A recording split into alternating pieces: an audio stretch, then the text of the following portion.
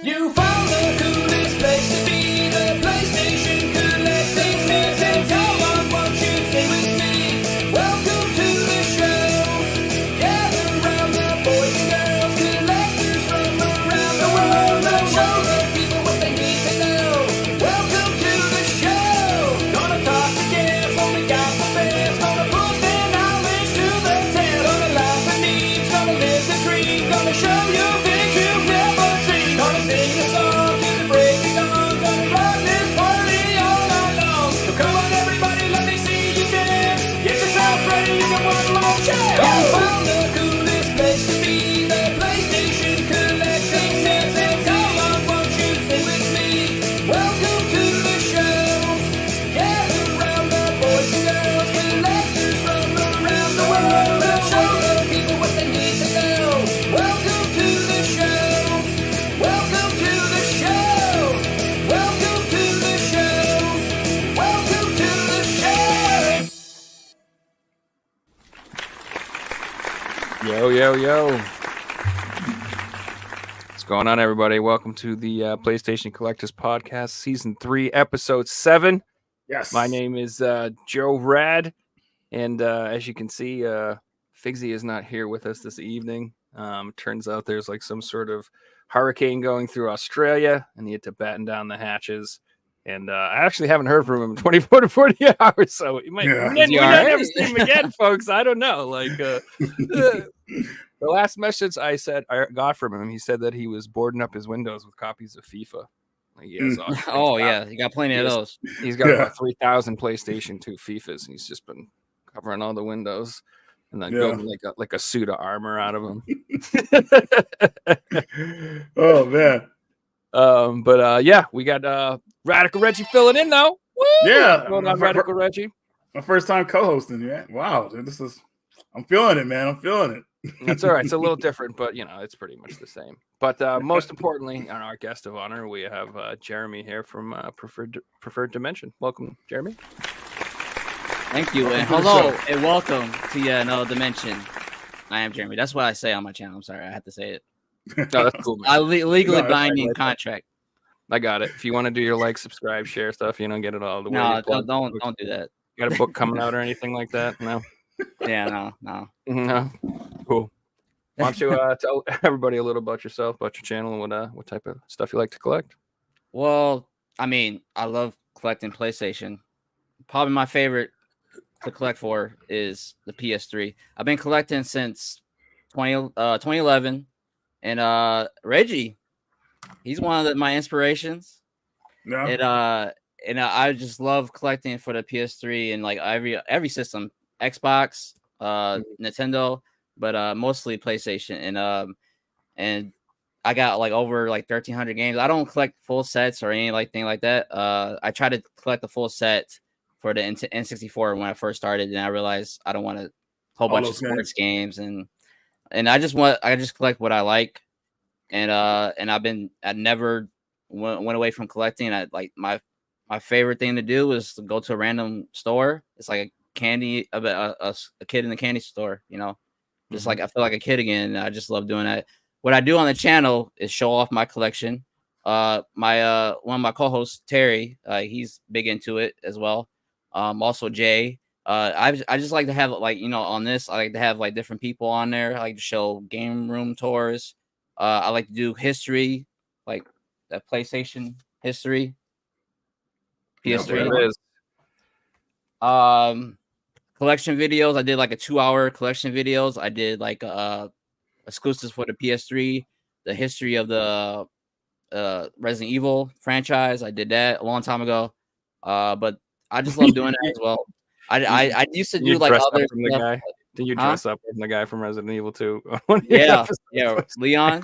I do. I go to cons like conventions. You guys got to see his Leon. He pulls it off pretty good, actually. It's not bad. Hey man, Right on, man. Not bad. I'm pretty good at your favorite character is. Yeah. But yeah, I go to cons as well. I plan on going to con maybe in July or June, and doing some more interviews and cosplay. So I like doing like live interviews like that. But I like to do a little bit of everything. That's just like, but video games, I could talk about that all day. I don't have a podcast, but that's why I'm here to join you guys on this podcast. So Right on, man. Right on. So quick question for you about it. When you started collecting, you came into collecting in the early 2010s, which was a nice time to start collecting. So you were finding a lot of stuff on the cheap, Oh yeah, yes. We were talking about it earlier. Like I started collecting from GameStop. Everybody hates GameStop now, but back in the day, people loved to go to GameStop and get that 2-for-1 deal. It was nothing beating it. Like the membership was way better. And then I would get like the games. I would spend like maybe $10 on 3 games. Wow. That's how I was easily built my collection. But like after the pandemic, it was whoop. So I'm glad that I collected what I mostly wanted like out there. But there's so many more. It's like boundless, like so many games that I never even heard of. And I'm glad like people like you guys like show off like new games I never heard of. So I love the community of gamers on YouTube. It's great. Yeah, and back then, man, I mean, it was just like it was a real thrill to find a lot of the games, the plethora of games out there. It kind of like I remember one time I kind of felt like I had to sit down for a minute because it's so overwhelming of the stuff I was finding. Yeah. And a lot of guys today that start collecting, they don't know how good it was back in the day when we were doing it. It's like, man, it was like gold everywhere. I made it in like right. So I started collecting maybe like 2013, 14, and I started really collecting like 2015. So I got in like right before like at the right time. Like I really did. So I never got the amazing deals that you guys got. Like I never found Silent Hill for $1. I never got like some of these wild deals, but like I got Silent Hill for $30.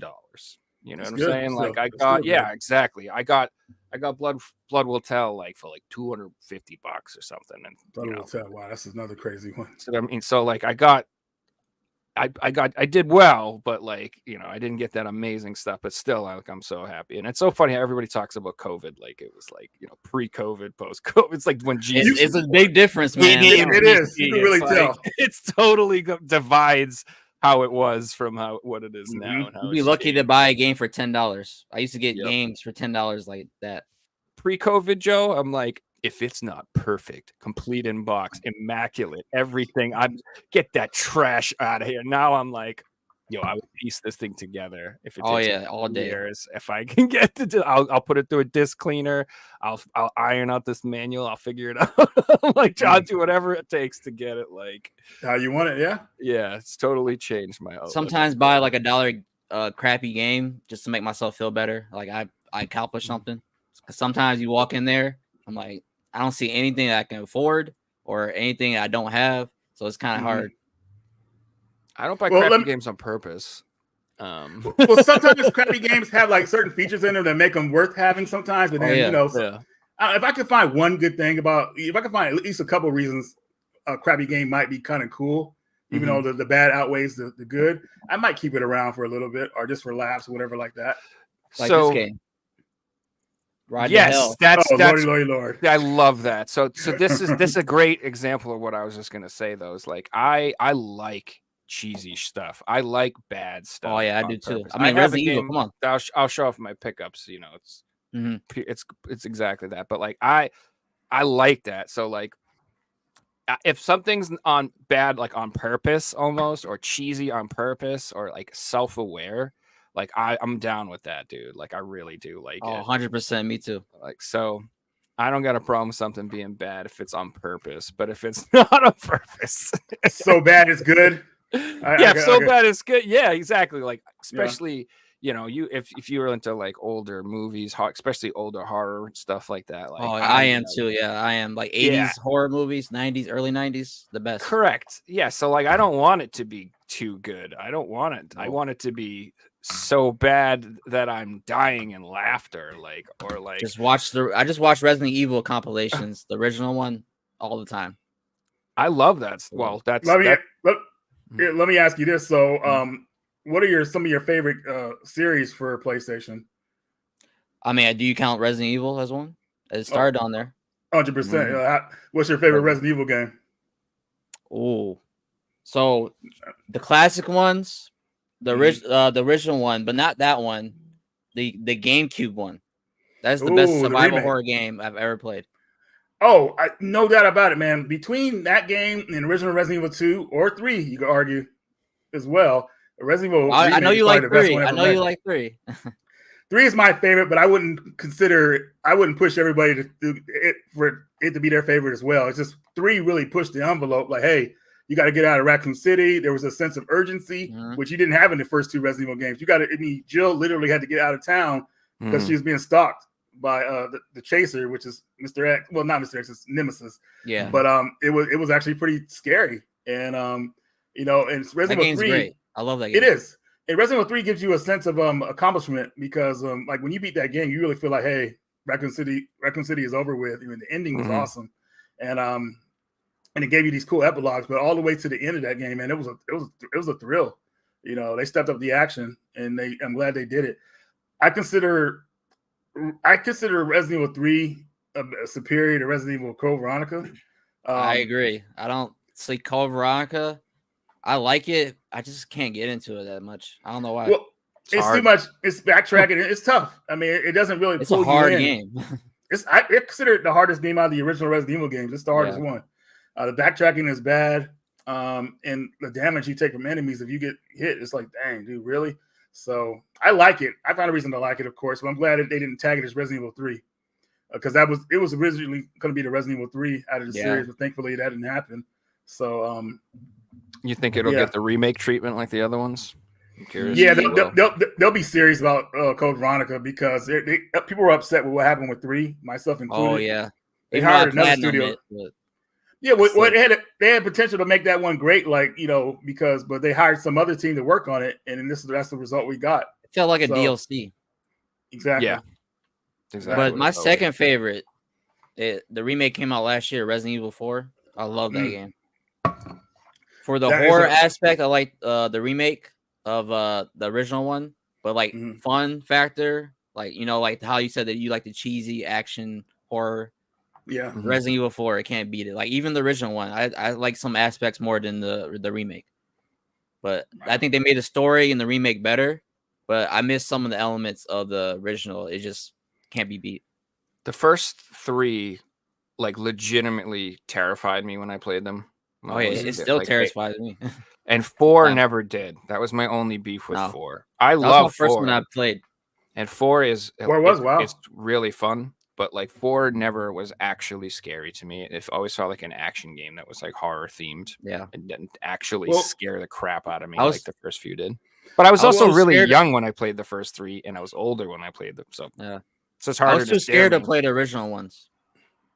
I was actually disturbed the first time I played the first one because I told you that story. I've told that story before. My freaking stepbrother, he didn't tell me what it was, and I'd never played anything like that in my life. And he waited until it was dark out, and then he made me watch him play PlayStation all day, and I'd never owned one, and I was just sitting there drooling like a freaking dog. You know what I mean? I'm like, oh god, I want this so bad. And so he finally waited until it was mad dark out, and he let me play Resident Evil 1, and I was so freaked out. He left, turned all the lights off. He was like, "Have fun," and he just left. And I was sitting there playing it, and I'm like, why is this scary? What do you do? Yeah. What is this? What is this? I'm supposed to be having fun, right? This is supposed to be fun, right? Not fun, man. Scared the shit out of me. I was like, but once I realized what it was, I enjoyed it. But at first, I was literally I didn't know what to expect. I was like, I couldn't believe. I'm like, I never had a game that tried to scare me for real. Ever. Never. That whole concept was new to me, so I just didn't even know how to react. I was like, I thought there was something wrong with me. I'm like, why is this freaking me out so much, man? I had images of the first zombie you see in the original one. I just have memories of that and just seeing that and be like, I don't want anything to do with that. The thing that always scared me in Resident Evil games is getting killed, how you would get killed. Oh, one of the scariest things is in the first Resident Evil was getting eaten by a snake, or the hunters getting you. The hunters probably were the scariest part in Resident Evil 1 because when they entered the house. I don't understand why Capcom didn't kind of push that. how they did that, because the hunter should have been able to stalk you through, because they could open doors. That's the first thing you see them do is open a door. So you could be in a room or whatever like that, and you hear a door open, and the hunter's in there with you. They should have pushed it, but maybe they thought it was going to be too hard. But I thought they were one of the scariest things about Resident Evil 1. And plus, Resident Evil 1 was the first, it's the first and kind of last game to deal with traps. There's a ceiling trap. You guys remember that? There's the gas room trap that a lot of people don't talk about. You could get killed like that too. So those are the scary things about that game. Each Resident Evil game I felt had a different element of horror. But going back to your favorite, which is 4, the thing that scared me about that game more is more the tension. Getting how you're gonna get killed, like getting sawed off with a chainsaw. I still remember the first time I got killed in Resident Evil 4. It was, and nobody gets killed on this boss. Is the lake boss. I forgot his name.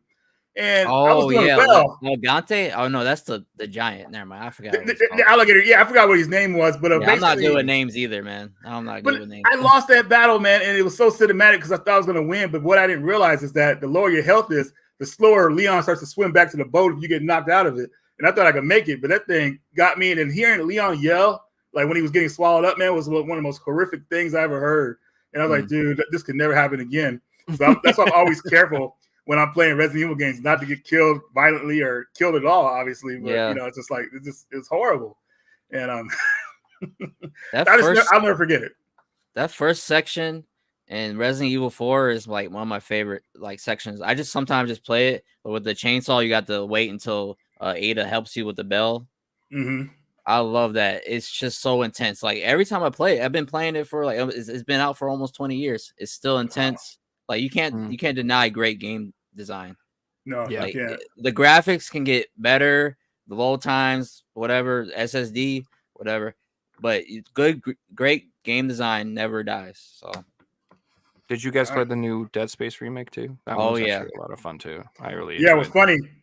Jason was actually playing it, and he stopped playing it because he got stuck in a puzzle. So when I went to his house, we started playing it together, and he picked it up, and we beat the game together. There you go. Nice, dude. I got to pick it up. I was waiting for it to become a bit cheaper before I picked it up. But I had to pick it up right away. I had to. Did you? Yeah. How do you compare it to the original? What do you think compared to the original? Okay, so I love Dead Space. The original one, I think it's a masterpiece. So I liked it more than the original. I think it replaces the original one because it added to it. I like that.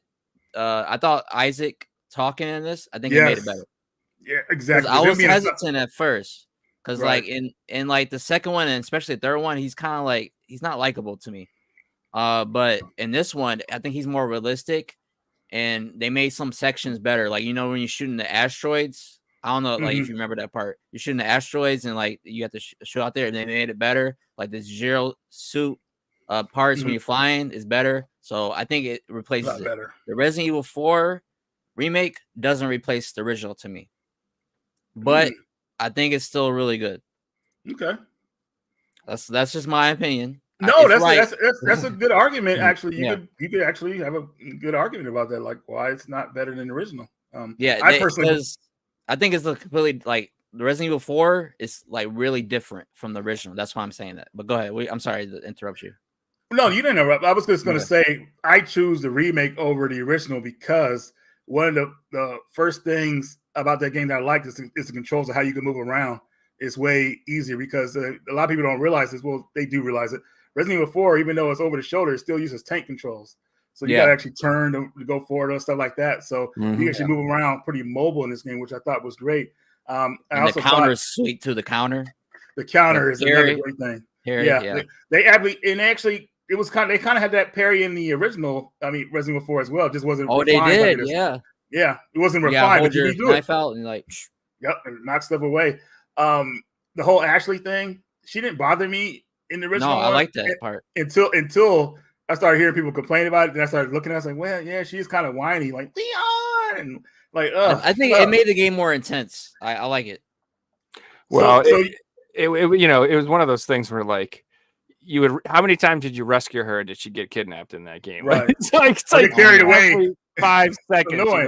You were like, all right, stay put. You turn around. And she's like, Leon! You're like, God damn it! I said just stay put. Just her voice is very annoying though. Her voice for you or something. Her being able to fight back in this one is awesome. She's just not going to be a damsel. She's like helps you out and everything like that. There's that part where Leon's fighting the knights and she's throwing stuff at him, to help to distract him, whatever. That was brilliant, and I just like her character more in the new one, better than in the original. Oh yeah, the characters are way better. Yeah, I felt the original had more content, obviously.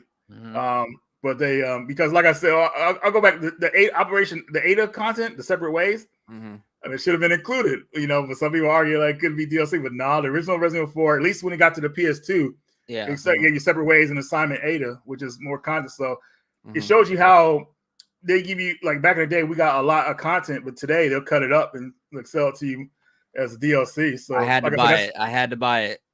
Yeah. I'd never buy DLC. I'd never buy Battle Pass or deluxe editions, but I had to buy it.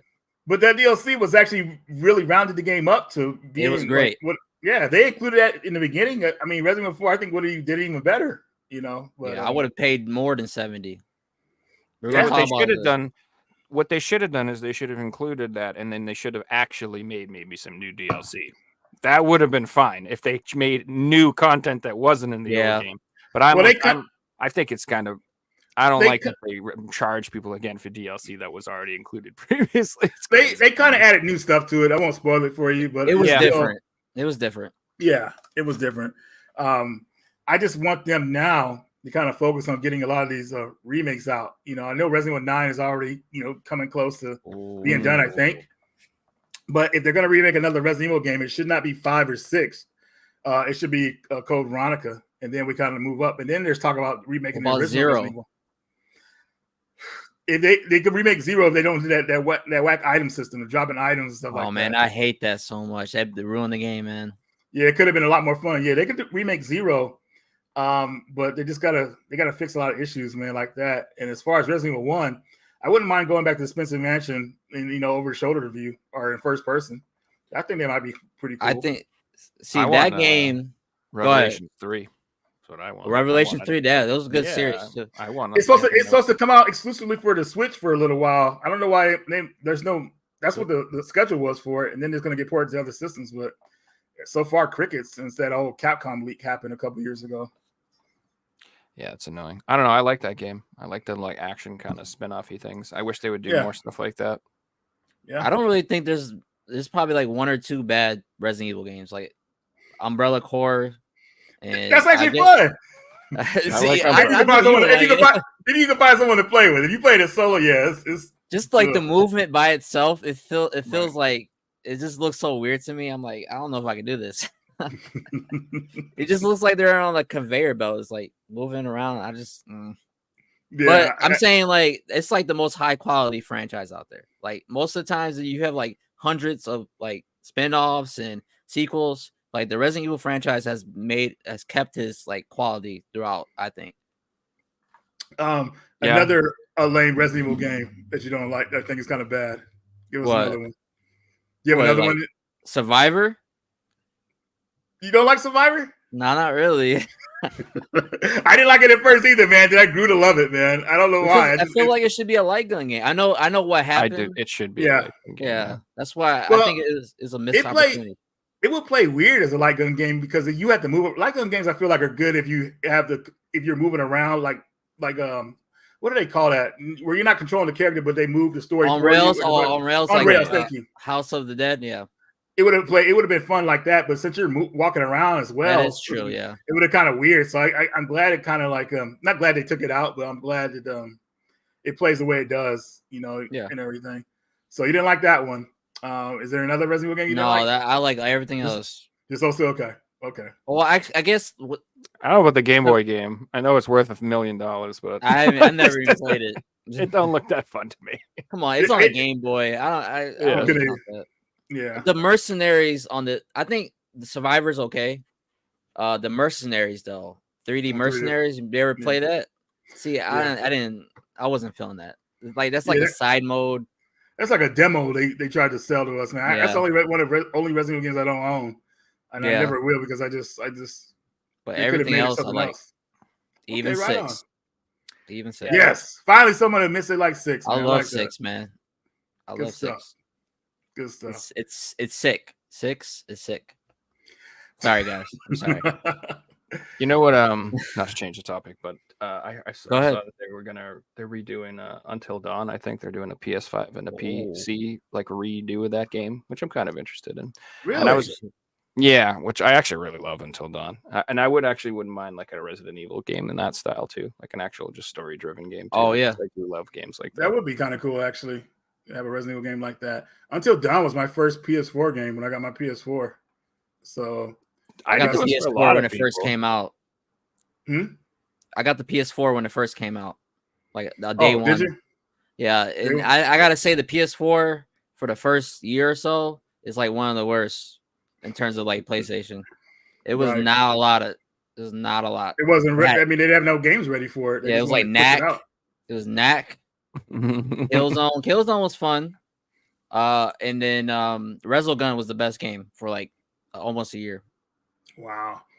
I got my PlayStation, and I hated this too, man, because I just got my PlayStation 4, and then a couple of days later, a week later, they announced a PlayStation 4 Pro. I was like, dude, you serious, man? Come on. I never got that one. You know, I finally got one, and that's what I play most of my games on. But I was so mad because I did not want to go and buy a Pro.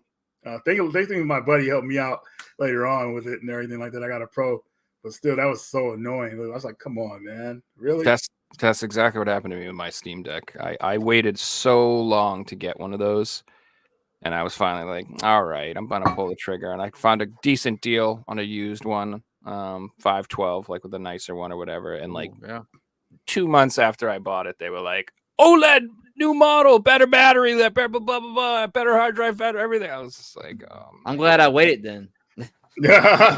Damn it. Because I really want one. Frustrating. But that, there's always going to be new gear and there's always new tech. And always, can't dwell.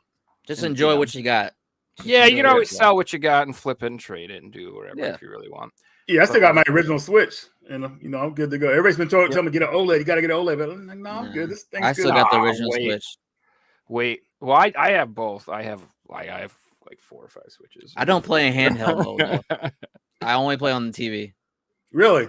Yeah, I'm the exact opposite. I never can't do it docked. Never. No, my PS5 is my gaming, my TV rig. My dock is right here. Yeah. He carries it everywhere he goes.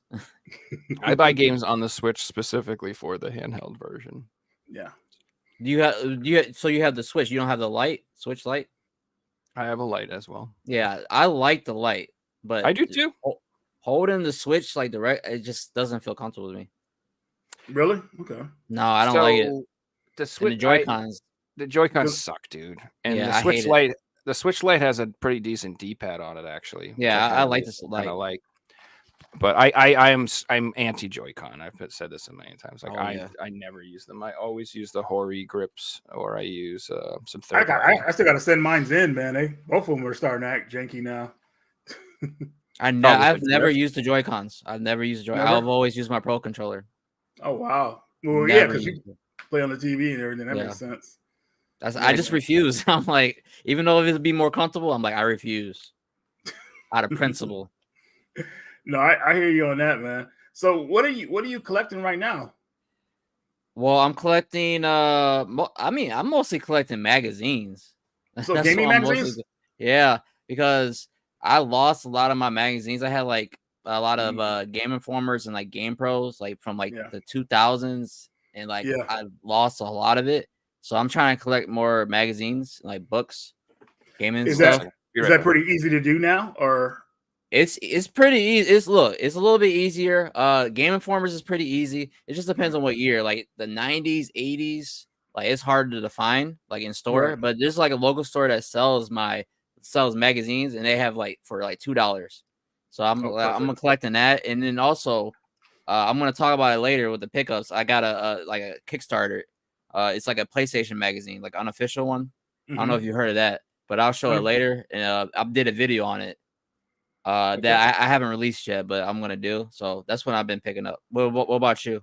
Right. Well, going just on the magazine topic, man. My magazine that I'm trying to collect is Game Fan. Have you ever heard of that one? Yeah, I got one. I think the one with the Sonic on it. I think Sonic is Oddworld. One of those.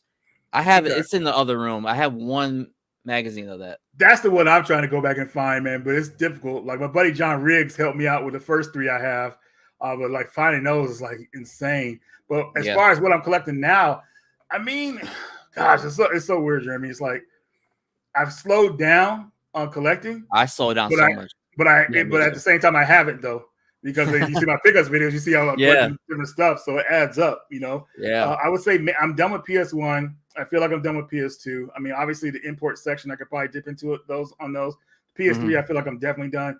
I would say mostly PS4 because a lot of PS4 stuff. There's so much stuff out there, especially in PAL territories and physicals of those games. That's the main one I want to collect because a lot of stuff is going to be hard to find because they're limiting doing PlayStation 4 stuff, and especially in America. The only people who are doing a lot of stuff physical for PS4 is probably like PAL territories. Even Japan is slowing down. They're upgrading PS4 to PS5 on games that could obviously be on the PS4. I hate when they do that because for my PS5, I want like AAA title games mostly on that system, not like too many indie games because I want games that push the hardware since it's so powerful. At least kind of, I mean, it could be obsolete in a couple of years. I mean, you know how systems go when technology goes and everything like that. But yeah, just going back to PS4 though, I feel like that's the system to collect stuff for, especially with the games that say PS5 free upgrade and all that stuff. I always get the PS4 version because you play on PS4 and PS5 with the upgrade. I'll never get the PS5 version over the PS4 version because of that reason too. So, yeah, did you see that Strictly Limited announced they were doing a Shadow of the Ninja? Yeah, my buddy said that to me, to that picture of that. I was like, dude, really? PS4 version is the only version is through them. So like, okay. I gotta go through them then. I mean, because like I said, PS4, you gotta get it. It'll be like most of their releases get like a retail release too. I feel like as and the in ones, but they said that this should be exclusive, to their store. That one, so. Joe, you know what I found out, man? Just a couple of days ago, that Strictly Limited has an Amazon store that I had no idea existed. And it sells you knew about it? Oh man, I had no idea. Buy it on Amazon. Yeah, you can buy some of their stuff on there when they list it. I mean, a lot of stuff they list on there. Red Arc Games has one too now. That's right. I don't know. Does Pixel Love? I don't think so. I don't know. No, Pixel Love doesn't. They should though, but yeah. But yeah. So, yeah, you guys were talking about magazines, right? Yeah, he was just telling us how he's collecting the Game Informers and going back and collecting those, and I'm talking about the Game Fan. How I like that book, but these are the ones I collect. I love these. Unofficial PlayStation magazine. I need that one. I have tons of these, dude. These I actually used to get like as you know during back in the day, dude. My God. I love Capcom, man. That's my favorite. I used to have the one with Dino Crisis with Regina on the cover with the dinosaur drinking like a martini. You got it right there. Look at this guy. He got it ready to go. He got it ready. Do you have the you have Devil May Cry? You have Dante? That's the one I have. Dark Cloud. Man, Joe's got it ready to go, man. I love that. I know. Wow. Cypher Filter, Rayman, Resident. I got more in the box. I just you say Resident Evil? Yeah. You have the first one, right? Which is I think it's Final Fantasy was actually 7 was the first one. Yeah, I think that's super expensive to get. Really? Sure. Wow. I'm pretty sure. This one's kind of beat up, to be honest with you. Ooh. Silent Hill. Yep. Yeah, I got this. I have the swimsuit edition. I have those two. Ooh. Those are the best ones. It's like Lara Croft and swimsuit edition stuff. Stupid. That was a good magazine, dude. That was a really good magazine. These were dope. And what's funny is like for a long time, everyone would talk about PlayStation magazine. I thought this is what they were talking about. And I'm like, oh no, I had the knockoff one. I had the unofficial.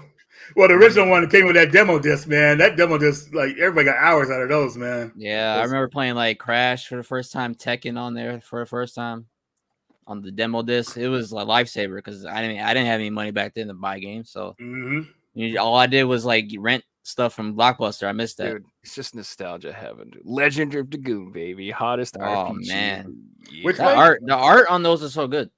It is really good, dude. It's really good. Is that Witchblade or whatever? I don't know who the hell that is. It is. It looks like the comic book. I can't remember, but that looks hella cool though. Yeah, dude. It's good stuff, man. But yeah, there's I don't know. I should track down the ones I'm missing because I can't be missing too many. Like I remember getting the notice from them saying like they were going out of business. That's so sad, man. they were like, "This is the last one," and I'm like, "Oh, that's too bad. I actually enjoy paying for it." They had a good run. I mean, they Yeah, lasted this a good Final while. Fantasy. This one's a little trash, but Oh man, that's my favorite Final Fantasy. Really? Yeah, That was the first one to go take a linear path. Yeah, Which I mean, I like linear games, so. Oh, do you? Okay, perfect. Yeah, That I don't one. like. That was the first I'm one not with that that- big into open world games that much. here's the Understandable. make Figsy drool. It's like Is his that one of Dark his- Cloud? Yeah, it's Zelda like- Killer. It's his favorite. Yeah, it's like right. his favorite game of all time. It's my favorite fucking cover, dude. I freaking love Legacy of Kain, dude. Oh Oh, yeah. right on. Hell yeah, dude. I absolutely love it. That's definitely one of those, when people are like, what franchise should be brought back? I'm always like, yeah, Legacy of Kain. Right on. Definitely. Oh, That needs to come back. Here you go, Reggie. Here you go, buddy. Yes. Oh Look my at, look at God. Nemesis, man, stalking Hell yeah, bro. the thrill of that game. Jill's dude. my favorite Resident Evil character. Oh, Yeah. This Yeah. one's for you, And Jared. then Leon. It's some Metal Gear for you. Oh buddy. my God.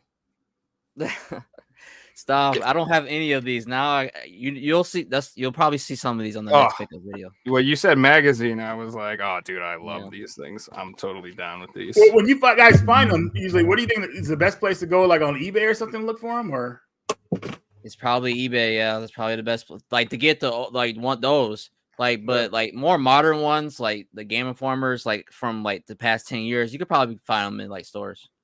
okay, Or like if you have like a convention or you could probably find those there too, because not a lot of people are looking for magazines like that. they're not. It's just like some people just think that no one's interested and they won't bring them. Sometimes those No. conventions, like, oh, I got a whole bunch of man, I should have brought them. Like, yeah, you should have, because this is only one day, but well. Come back. But another thing I'll tell you that what I'm collecting right now, actually, and I haven't really talked about this, but demo disc. Yeah. Mhm. Yeah, I have some demo discs of games that haven't been released, and I think I told Joe about this. I have Titan AE for PlayStation. That Dude, game never got released. Wait, Yeah. is that a movie? Which is a shame. Yeah. Yeah, it's a great movie. It's an animated. It's a cartoon.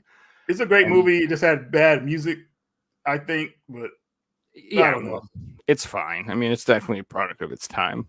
But Yeah, the game looked really promising. Actually, it looked Yeah, it did. awesome. It never Yeah. came out. It was like a damn shame.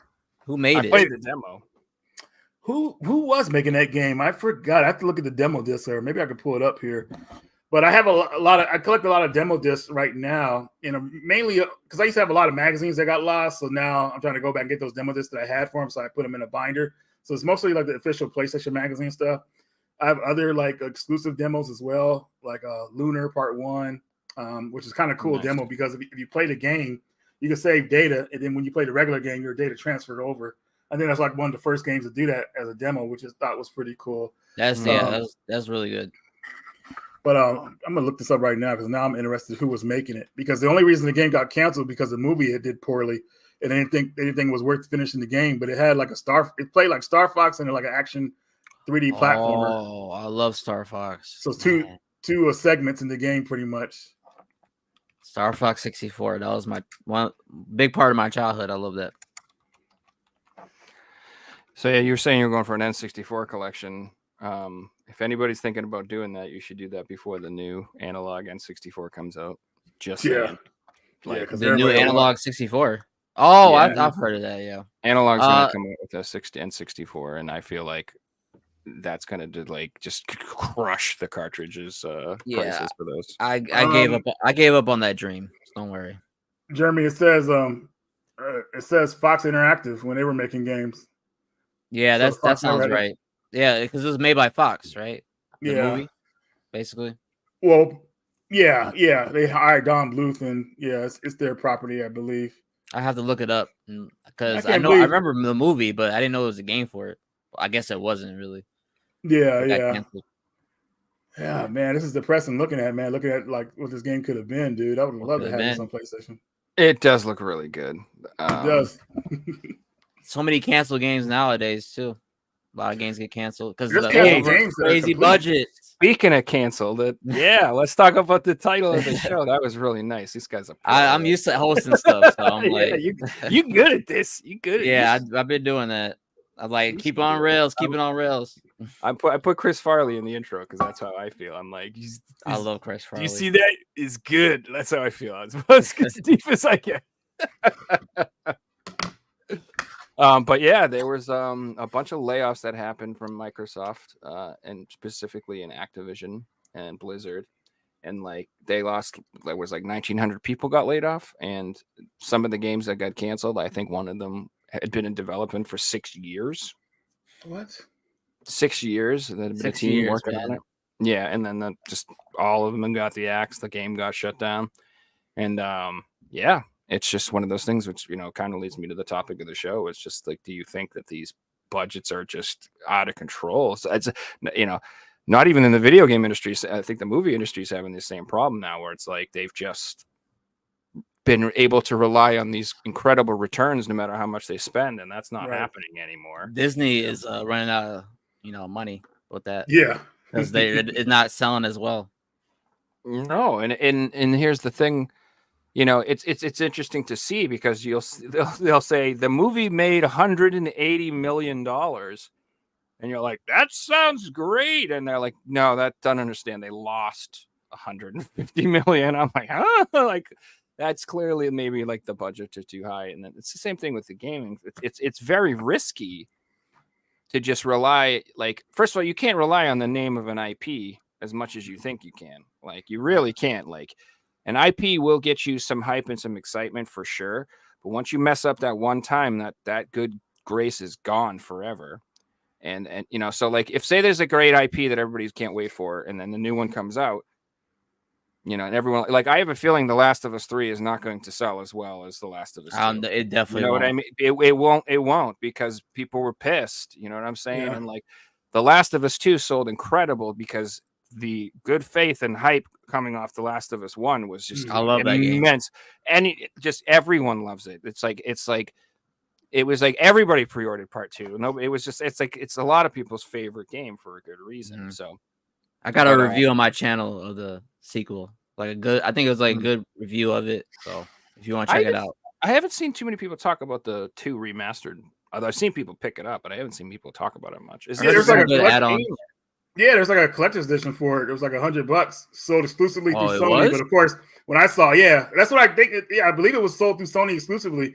But when I saw it finally, people were already charging like $300 for it. I was like, great. But I want to pick that one up just to see that, just to play the extra story content, see how that plays. Well, that's what I was going to ask. I love the gameplay in that game, but the story, the gameplay is great. The story, I don't want to get into it. Exactly. I don't want to upset people or bring up too much or whatever about that game. But that's not the point I'm making. The point I'm making is like I feel like that good grace, that good faith, like it's gone. And then again, when we're in this post-COVID world now, I think people are a lot more picky with their disposable income. Like I don't buy just whatever I see anymore. Like I really am much pickier. Like you guys said, when it doesn't seem like I'm slowing down or we're slowing down, but I am. I'm much pickier about what I'm buying. To what you're saying, Joe, I mean, it's like this, man. There's so many choices out there for people to pick. Like these development cycles are way too long, like 6 years, and then they cancel the game. That's insane. Right. But that shows you that people have choices. People are not trying to wait that long to play a video game. Like that's almost a decade. So the choices of games that we have today, it's like there's so many that you don't have to wait on anything. You can just move on and find something else you're interested in, and you'll pretty much forget about that game as in development. So they can't pump up if a development goes past 3 years. Usually, I mean, people are gonna say like, okay, like what's going on or whatever like that. Maybe I could say even 4. I mean, it depends if it's a AAA title or not. You know what I'm saying?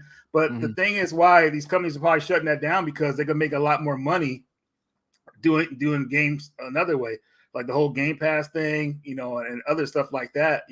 All these multiplayer online games that they're making like games as a service. What was that? Games as a service. Like you played the same game for 10 years, like Destiny. Yeah, that's damn. And they keep it going and everything. Like they don't have to make a sequel to it or whatever like that. I see, but I don't think a lot of people that only works on them once, and I only like that's those types of services, like games as a service. Like most people I know, like when it's a novel idea to them. they're like, okay, cool, and they might get into it and they might play a game and they might get into that, but then that's it. And they usually get too addicted and they stop playing it and they don't play them anymore. Like, I don't meet a lot of people who play lots of games like that. They might have one game they play like that. They play one game, yeah. But that's it. You know what I mean? That's it. And then, well, that's, how are you going to get Dota people to switch over to your stupid new Fortnite game? Or how are you going to get people? Like, I don't know. You got to have like that zeitgeist thing where you have the audience embrace your game. Otherwise, it just doesn't happen. Like, and that's so rare to like. It is. So many like games a game just comes fail. out of nowhere. Like Fortnite is still super popular. Like all these Apex is still super popular, and these games are almost like a decade old.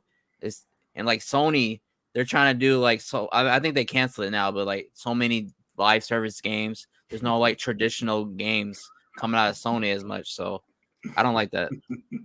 Kind of concerned about that. It's crazy. It's like you bringing that up, man. Just kind of shows you where the money's at. And those games are multiplayer games online, where a lot of people are like constantly playing them. You do a AAA title that takes you up to 6 years to do. I mean, it mostly is going to be like I'm guessing that game that got canceled was a single player game that we were talking about earlier. It was made by Activision Blizzard. I don't know much about it. I'm assuming it's not, but I don't know. Oh, was going to have multiplayer? Well, it's almost like today, like games can't afford to have like just single player anymore. It has to have multiplayer in there because the game has to live a bit longer or whatever like that to make money. But a lot of games aren't up to the task for that, So I don't know. I just feel like I go back to like where these companies like putting all these money into these games like that. The return is just like it's kind of I feel like it's impossible nowadays, because it's a risk. We're going to game that long and you don't get your return. You're not guaranteed your return. I mean, even we talked about this before. Even if a studio puts out a game and and the game breaks even, that studio probably still shut down because they didn't make profit. Yeah. You know what I mean? And that's scary to think about. And there's so many shutdowns now. Yeah, ever since I want to say the 7th generation era, man, when they started putting like all that money into games like movies and everything like that.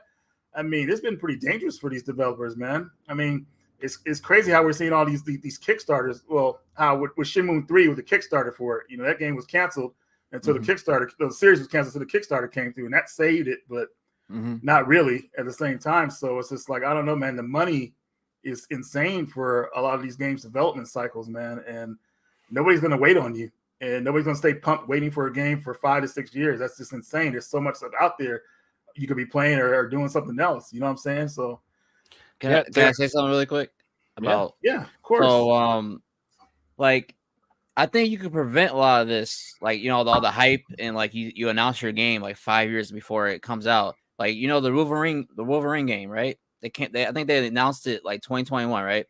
Yeah. I love Wolverine. Like, I love the Spider-Man games, but like Wolverine's more my speed. Like, but I mean the leaks. I don't know if you guys heard about the leaks. Yeah, it's not supposed to come out until like 2026. So 5 years after the announcement. Why? Dude, blows my mind is like Metroid Prime 4. How long has it been since they announced that?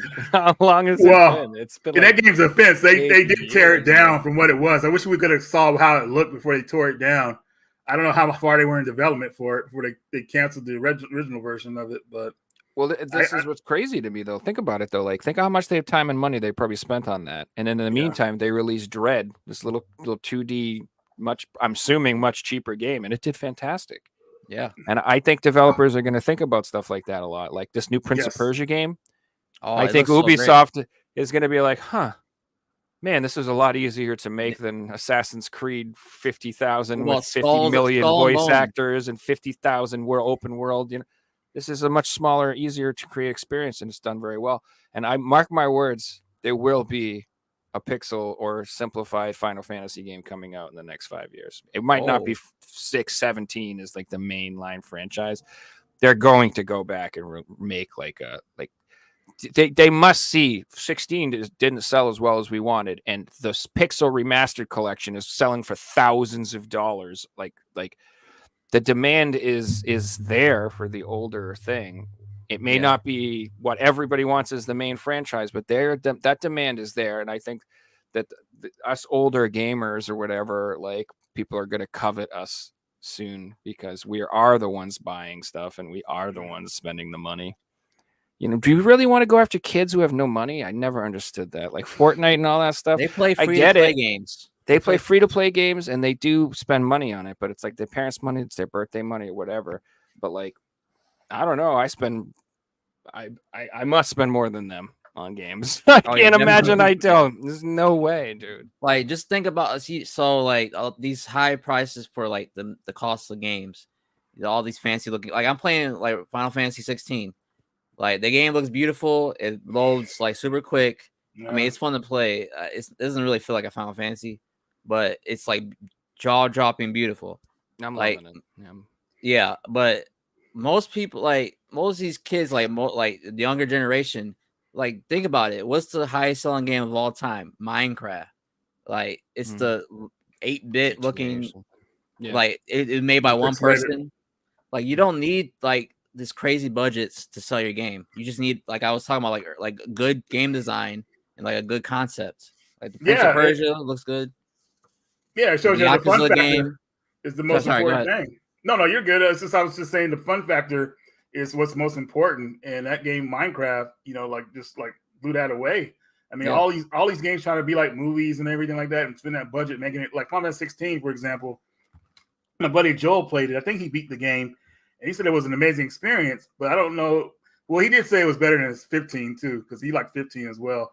But I didn't like that. past beating the game, I mean, I don't really think he said recommend it to anybody, you know, whatever, like, oh, you got to play Final Fantasy 16. It's an awesome game, whatever like that. So, and I didn't really hear that about Final Fantasy 16 at all, you know, when it came to like that game coming out. I heard people say it was kind of rushed or whatever. Like there's barely any gameplay allegedly. More like a cinematics and stuff like that. You know, it's more cinematic. I would agree with that. It's more a presentation type Final Fantasy game. It definitely is. That. Yeah. You know, so I mean, it's not deep. Like the combat is not deep. It's really not. No, it's pretty simplistic. So yeah, it's fun though. It's fun, but like when you're in it, like it's so amazing, but like you don't really think about it afterwards, I guess. Right. It doesn't hit the same. I don't know how to describe it. It just doesn't. It doesn't. Even as the remake, the Final Fantasy 7 remake's better than 16. Yeah, the game. They should have put that out instead of 16 first. I thought we were supposed to get that last year, but I'm not gonna argue about it. I'm happy it's coming out next month. Everybody's watching right now. Final Fantasy 7 Rebirth will be out at the end of February, which I'm excited to talk about. Hell yeah. Which is why I'm playing through 16 now, because I'm like a kid doing his homework at the last minute. I'm like, oh shit, I gotta get this done before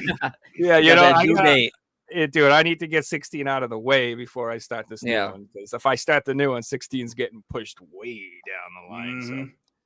So can you guys believe they were making Kingdom Hearts 4? I had no idea that was being made. I thought they were doing Kingdom Hearts, but they got to make that money. They got the license for a lot of years, I believe. So my friend Terry, he loves Square Enix, and he's excited for it. He's so excited for it. It looks like more like not cartoonish anymore, I would say. It's like more realistic. Yeah. I don't know about that. I haven't never got into the franchise. I never really got into it, but I will eventually. But I can't really speak on it. It got convoluted like after the first game, but if you can understand the story, it'll probably be a good experience for me. After the first one, by the time 2 came out, which had was being in development for too long, I lost interest because it was just so many years that passed by. Like by the time I got to play it, I said, "This is what I waited for." Like, no, I'm good. Are you talking about the third game? Second game. The second game? I thought it came out like 2 years afterwards. I don't think so. Well, maybe it did. No, because Kingdom Hearts Part 1 came out in 2001, and then Part 2 came out in like 2005 or 2006. It got delayed a lot, if I remember. I'm not sure about that. But what I was trying to say, by the time it came out, I lost interest pretty much with what they gave us because it was just not the same. So that's another example of development history when you take too long. I know the third one took forever. It did. They had a bunch of spinoffs. That one probably had the longest development cycle, actually. Yeah. It did. Compared to 6. Yeah. 6 came out in 2005, 3 came out in 2019, 18, something like that. Whoa. The film industry right now is on the worst end of that right now because they're constantly right now. They've been remaking and doing sequels that should have came out a decade ago, you jerks. Like we're getting new Ghostbusters now Now that now that Egon's dead and they're all like 80, 90 years old. Come on. They're blaming it on Bill Murray because he didn't like the script. But I'm like, that's BS. Whatever. Are you guys big fans of Ghostbusters? Oh hell yeah, man. Like, so do you like the original too? Yeah, I don't like and two. I don't like two that much. But one, of course, is on point, man. Two, I felt like it was kind of like, I don't know, went more comedic. I love two. Yeah. And I love it too. See, when I was a kid, I didn't know stuff was bad. Yeah. I like when I was older, and they're like, "I'm like, it is." So it's not as good as one. But one of the things I love about two is I'll never forget. Is when I started my new job, I was in like a training thing, and they had like fake accounts we would use, and one of them was named Vigo the Carpathian. And I was in this training meeting, and I'm like, that's hilarious, Vigo. Yeah. And everyone just looks at me, and they're like, who the fuck is Vigo? And I'm like, God damn it. Nobody even gets the joke but me. This sucks. I'm like, find the man who made these trainings, and you tell him I laughed at his Vigo, okay? You find whoever did that, because it's like nobody even knows who he is. It's like so funny. I love that part of that movie where they're just talking to the painting. I just love that. Yeah, I like the little dude too. Little curly head dude. I remember the game for Ghostbusters 2, man. Like the dude in the painting, that evil, whatever it was. If you lost in that game, like it would show his picture, he would jump out the picture. It was like a scary scene for an NES game, and it showed him overlooking the city, like in this demonic like view. Like that always tripped me out as a kid. I thought he was probably. Okay. I feel like just like the Ghostbusters series. Should it continue? Though it should continue like how it has. I feel like it should have just been like 2 movies and done. Like just move on. Like Star Wars. Just the old school one or the new ones? The old school ones. Like just be done with it. I don't know. That's just me. I like stuff that like ends. Like, there's an ending to it. Yeah, ahead of it. Yeah. Like, do we need more Mass Effects? Do we really? I love Mass Effect. I just want the trilogy and be done with it. That's just me. The problem with that one was it was supposed to end in the trilogy, but everybody wanted to know what happened to Shepard so bad. So now they're making a new one. And now we know the Destroy ending is the canon ending. But I like endings too. I don't like series to continue, but the problem is a lot of these guys don't have other ideas. And when they don't have other ideas, they got to make that money off something familiar. Mm-hmm. Well, we did this series. Let's see if we continue that. And that's what happens. It is safer. If they don't, it's safer. If they don't plan an ending, what happens is they just keep making it until it's shit.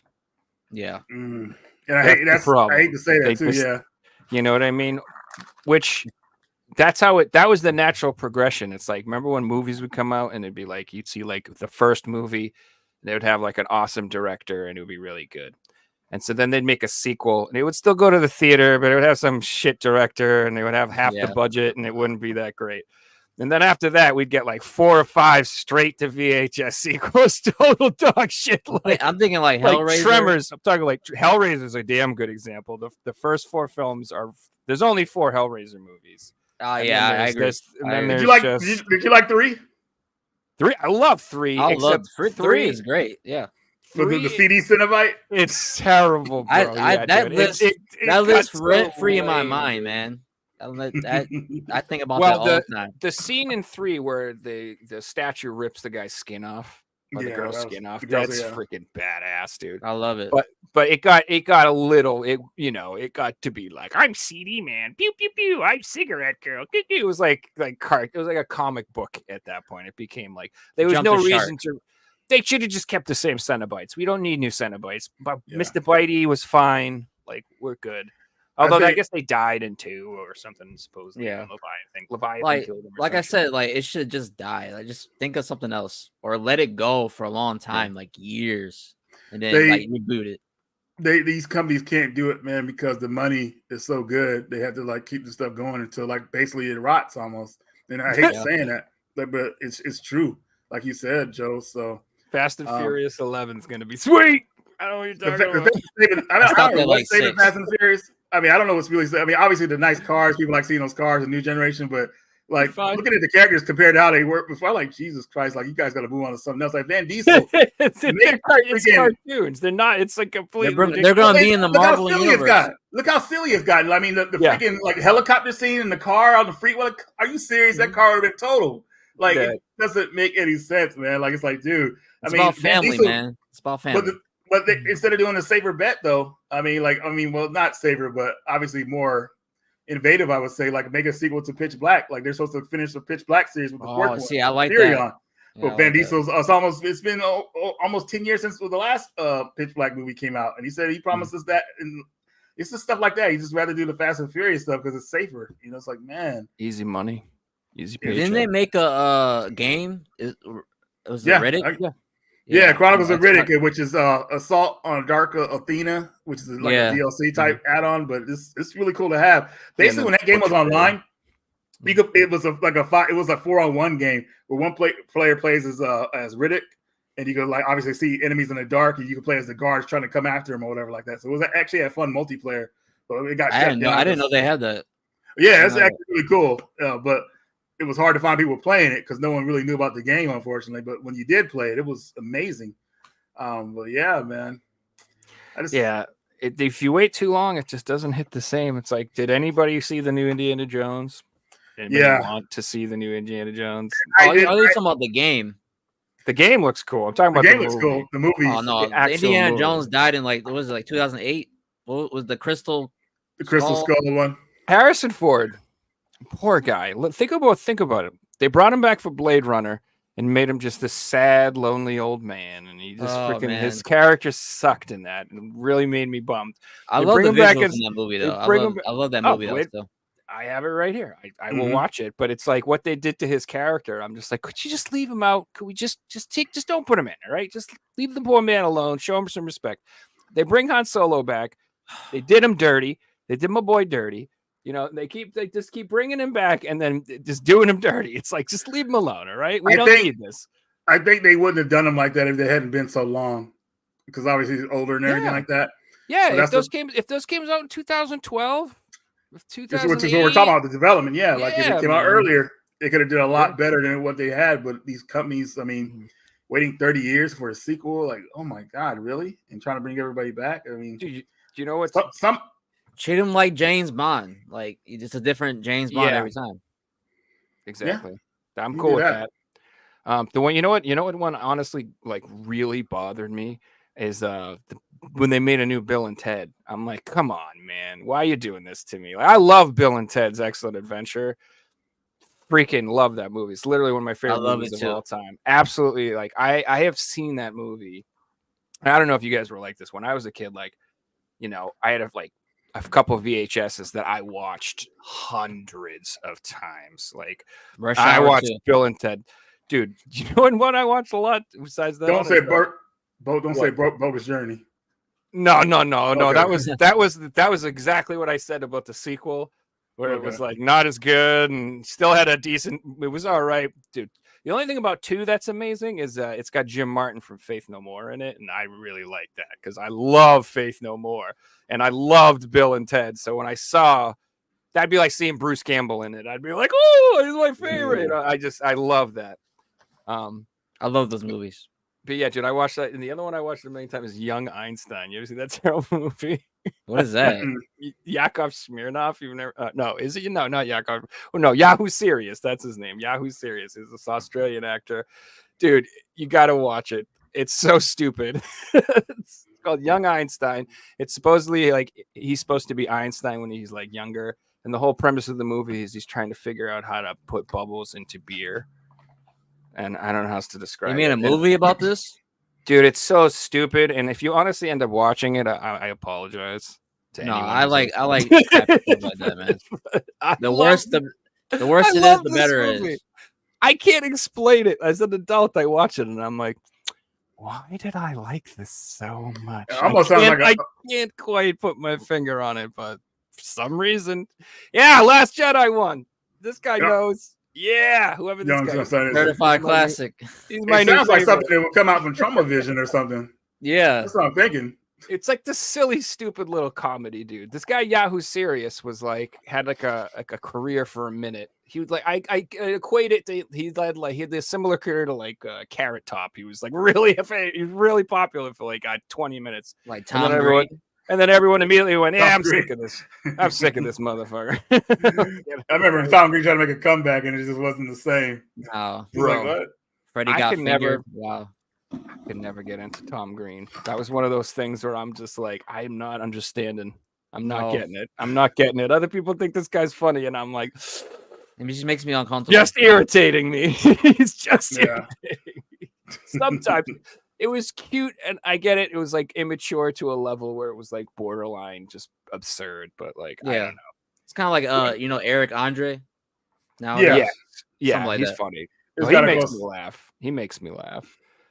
But Yeah, I saw a skit of him the other day where he dresses up as the guy, has a wig stand, and he starts putting on the wig and lipstick, and the cop comes up and says, "Hey, have you seen this guy?" And it's Eric Andre, and that was one of the funniest skits I've ever seen. The dude, skit like that. Stuff like that. Yeah, that was funny. no, dude, He's great. He's And stays in character too the whole time. He doesn't. I don't know how he does it. He's a great actor. So that's good delivery is what comedy's all about. Good. Oh yeah, definitely. Deadpan. Yeah, Lost Jedi one too. I just ordered. I've seen Akira a million times, and I ordered it on Blu-ray. Oh, Akira, yeah. 4K just came back in stock on Amazon. It's been out of stock forever, and I bought the 4K, but just probably out of stock again because it doesn't last Movie's long. beautiful. I was just about to ask too. I think they had like 2 left when I bought it. Literally, like when I first saw it, they had 10 left. And I checked it like 3 hours later, they had 2 left. I'm like, screw it. I'm just getting it before I regret it. And it's sold out again for 6 months. Now, that's one thing. What do you guys think? Yeah, because I know that's one of the things you're into anime, Jeremy. I've seen. I love anime. Yeah. Yeah, that's one of the things on your channel. I've seen you've done some reviews of some anime stuff like that. Like, I would love to see Akira be made into like a real live action movie, but like. Not no fucking Netflix adaptation. Okay, I'm not talking about that shit. I'm talking about like I want it to really, get the actual treatment, like a real budget, like good acting, good directing. Dude, it would be incredible. Have you seen Godzilla Minus One? Insane. I haven't seen it yet. I don't know if you guys like Godzilla. Oh yeah, I like Godzilla, but now Dropkick, yes, that. Does he do that in the movie? Does he do it? I don't think he does. It's like more a serious one. It's they actually make you care about the human characters, which really? none of the Transformer movies ever did. Right. But this Godzilla movie is great. You need to watch it. And it just wait, what were we just talking about? Why did I just bring out Godzilla? Oh, because we were talking about like Akira and stuff like that. Yeah, I want whoever did the Godzilla movie, I want them to do the Akira movie. I want something like, because I think they will do it well. The special effects are great. So this Godzilla movie, is it out on streaming services right now? I watched it in the movie theater, so I don't know. Okay, was it that long ago that you watched it? It was like last month. I think it's probably like on its way out in the next few weeks. But Akira live action was great. Dude, will be great. Good. But the Ghost in the Shell one, no good. No good. Well, there's been plenty of. Dude, I haven't seen it, but they made looks like they made an Attack on Titan live action movie. Did you see that? I didn't see that one. Man, have they even finished that series finally yet? They finally did this year. They did? Finally. Yeah. I was like, dude, come on. After man. 10 years. Has it been 10 years for it? Wow. Yeah. Because they took a long break after like season 2. Dude, and it was great. It's great. It's great. You should watch it. Yeah, I need to find where I can watch the rest of it, man, because I was like into it, and then it ended. I was like, what's on Crunchyroll, I think, and maybe Netflix. Is it in English? The final season? What he said, loco. You're not loco at all. You're smart. This is exactly what I mean. By the way, I'm glad. You shouldn't have to point this out, but I do not want this to be made by Hollywood. No, that's why I said no Netflix bullshit. I don't want this Americanized. I want it to be made in Japan by Japanese people. Netflix gotta chill on that. Respectfully, that's the only dude.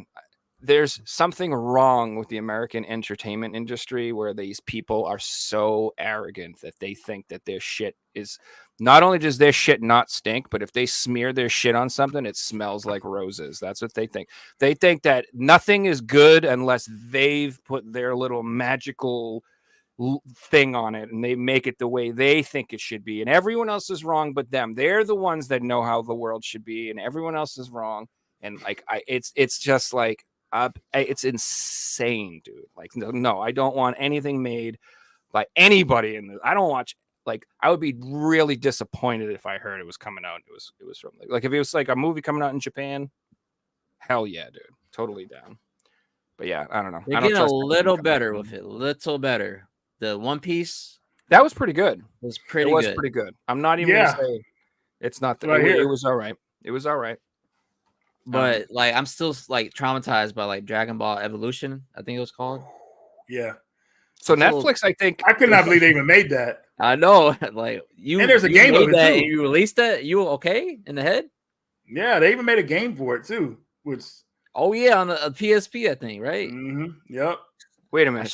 Speaking of games. Oh, speaking of games, it's about that segue. time, boys. It's about that time. You guys ready to play the Figsy ready. quiz? I'm ready to play. Yes. You ready for this?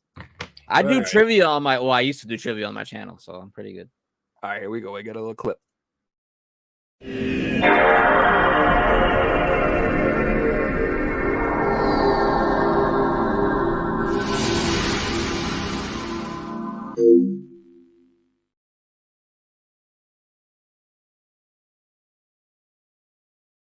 Oh yeah. Got the high tech graphics, man. I can't compete. Yeah, just so in case anyone was wondering, Figsy is like hunkering down to some sort of like hurricane where he is. So probably like half the people like, why with Figsy's quiz? Figsy's not here. What the hell's going on? In honor of Figsy. We're doing a Figsy fun, man. Yes, that's right. We're fundraising for Figsy's recovery. Yeah. For his new home after he got blown away in the storm. Oh, anyway. Come to America is better, anyways. I agree. Well, I'm just joking about that. I would wait until like 2025. 2020. I'd sit this year out and see how it goes, but then see how it goes.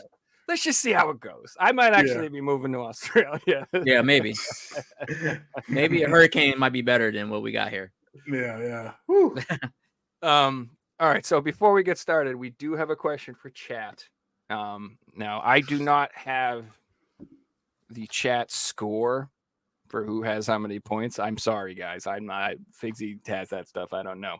So if you are on 4 points and this is your 5th point, I will get in touch with Figsy and we'll figure all that out. But for now, we'll still do it like normal. So basically, what we have to do here is chat. You have a question, and you're going to look at these pictures, and you're going to try to figure out the name of the game by looking at these pictures. Okay. So these are your clues. We can't help them. This is for chat. So chat, y'all can take a good look at this. Get these 4 pictures here. I'm gonna leave it up for a minute, and then we'll start the quiz, and we'll get back to that. So there you go. Man, those are the tough ones for me to figure out. Sonic Forces? Yeah, I don't know nothing about that game. All right, so for you guys, basically the way it works is we're going to have 2 rounds, but they're pretty similar. And what it is I'm going to show a picture of a bunch of games, and the titles are all blurred out. And what you guys have to do is you have to pick 2 games that have like share a name in the game. For example, like let's say this isn't actually a thing. Let's say the game is like fast cars. There'd be another one that's like cars racing or something. Cars would be the one related to it pretty much. Correct. So you're going to look at these pictures and you're going to try to figure out what the games are and then like which ones are like related. Make sense? Yeah. All right. Jeremy, since you are newest here, would you like to go first or second? Let me go second. Okay. Strategery. Oh my God. Never match wits with Sicilian. That's what I was saying. All right, here we go. All right. So Reggie. Yes. These are the games, and you have to guess games and tell me like which one share a common theme. I'm gonna go with City of Lost Children number 10 and Silent Hill Book of Memories number 2. City of Lost Children and Silent Hill Book of Memories. Is that right? Hold on, I gotta look. Okay, no problem. I'm hoping it is. I think it is. Let me see. No, that is incorrect. What? This is incorrect. Damn. Okay. Although those are the right names of the games. Oh, Yeah, good job. if it was the names, then I would have. Oh, dang. Now I'm looking at it again. All right, Jeremy. Okay, Your now turn. I missed. So I just picked 2. That's Yeah, you have to try to figure out which games are which, and then they have like a shared word in the title. So which games would be like have the same word in the title? Same word. That's where I messed up at. Okay. oh man. So I don't know all these games. I went with same theme. So number 4 on. I mean that's Uncharted, Drake's Fortune, Mm. and this number 6 on red. Wait, it's like Tales something. Unwritten Tales. So 6 and 4. That's the right names of the games, but that ain't the right answer. I don't know what. I got this now. I'm trying to think what was like similar about it. You were close. I'll tell you that, Jeremy. You were really close. All right, So it's my turn. Yep. So I'm the Golden, the Uncharted, and Golden Axe. Oh No.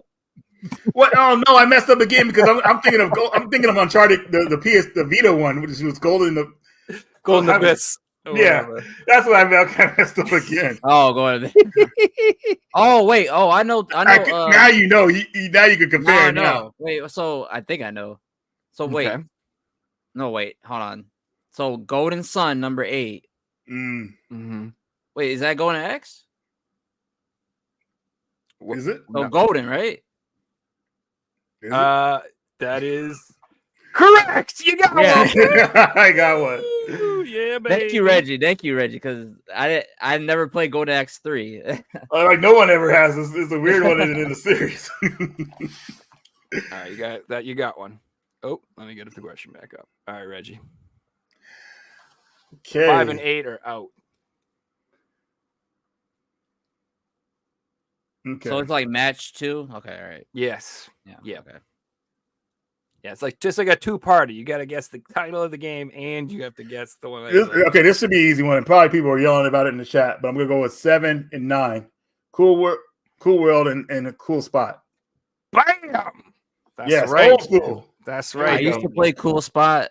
Never played Cool World in my life. I'm sorry, guys. You don't ever play it. I mean, the cover's cool, but that's about it. That looks like the Roger Rabbit. Kind of looks like that. It reminds me of that. Cool World. I'm pretty sure the NES cartridge is actually pretty expensive. Yeah, it's a very uncommon. Cool Spot's a dope game, though. So, wait, do you go again? Or no, it's your turn, Jeremy. Your turn. Okay. I already know my next one, hopefully. So 9 and 7's out. Mm-hmm. 5 and 8 are out, and 9 and 7 are out. What is the top left? The number 1? What is that? So number 3. That isn't that. But what does it compare to? Well, in title, so not gameplay, but title. Yeah, the games don't have to be similar. They just have a word in the title. That's like it has the same word, like golden, like I said. Yeah, golden and golden, cool and cool. I know this one was Oh my god. I don't know. Oh, so Silent Hill Book of Memories. So book, and then number 6 is Unwritten Tales book, book, right? That is correct. Yeah. Oh, nice. The Book of Unwritten Tales. Book of Unwritten Tales and the Book of Memories. Yeah, so it's like the little words, man. Yeah. Okay. Nice job. The Unwritten Tales. I think isn't that like an expensive game on the Wii U? Or is that just the cheap? Okay, that's the only reason why I know that, because I had no idea. It's very expensive on the Wii U, and it is dirt cheap on the PS4. Yeah. So everybody wants the Wii U version. Okay. It's like hundreds of dollars in the Wii U, as far as I know, and I'm pretty sure the PS4 copy is like $20. Oh wow! So if you really want to play it, maybe. All right, Reggie. All right, so number 3, obviously, River City Girls. Yeah, which would be compared to number 10, which is City of Lost Children. Bang bang. A movie and a game. Hell Let yeah. everybody know. And it's a really I good didn't know the City of Lost Children. I didn't know that game. Yeah, it plays like survival horror, but it's not a horror game though. But puzzle game, but it's like tank controls and fixed camera. Yeah, and all that stuff. Yeah, it's a fantastic movie, by the way. It's like a French fantastic movie. Yeah, dude, it's got Ron Perlman. It got Ron Perlman. Yeah, Ron Perlman's in it. Oh, I got it now. I think I got it. All right, maybe. So number 4, Drake's Uncharted. Drake's Fortune, and the number 1 Soldier of Fortune, right? Fortune. Dang, nice job, man. That was pretty good, dude. You got the Soldier. Good stuff, man. Very nice. I was like Fortune. What? Oh, I was like Soldier of Fortune.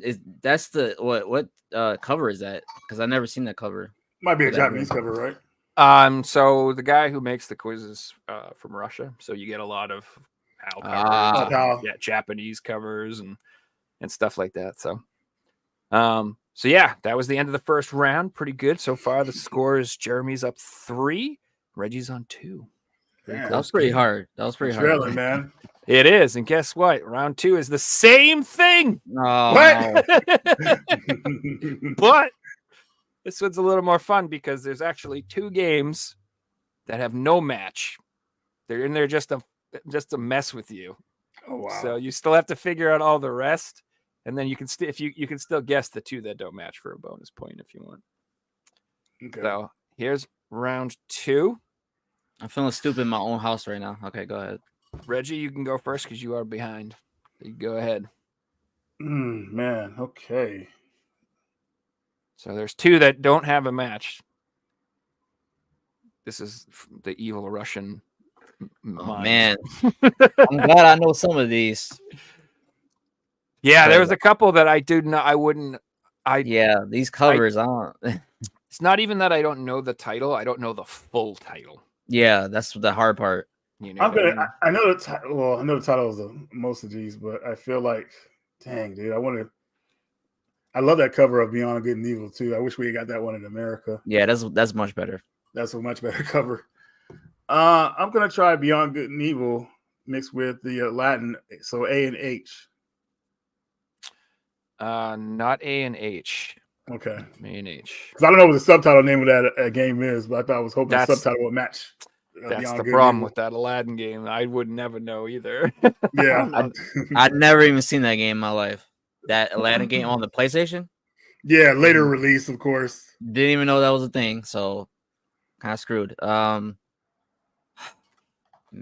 So it's my turn, right? Yep. Good. Mm-hmm. Man, this sucks. It's a tough one. I know some of the titles, but I'm trying to figure out what they have in common.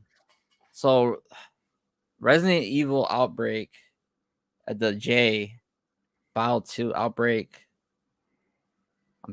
No. That might be there to mess with us. Yeah. Need for Speed Hot Pursuit. Man, this is hard. I don't know, man. They have to have one common word. Doesn't have to be similar I'm trying games. It's just one of the words.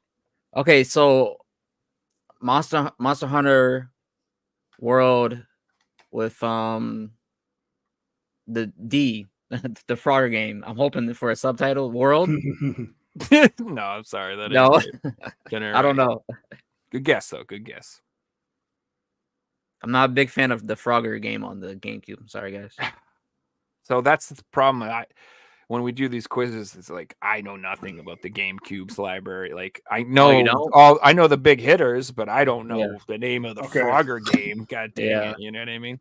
But I do know like the Genesis library pretty well, and I do know the PS1 library that well. I could probably guess, but I'm pretty weak on the Genesis, to be honest. So I think I might have something here. I think so. I just figured out what I was. So Albert Odyssey and B. Dang, I forgot that Monster Hunter doesn't have a subtitle name, does it?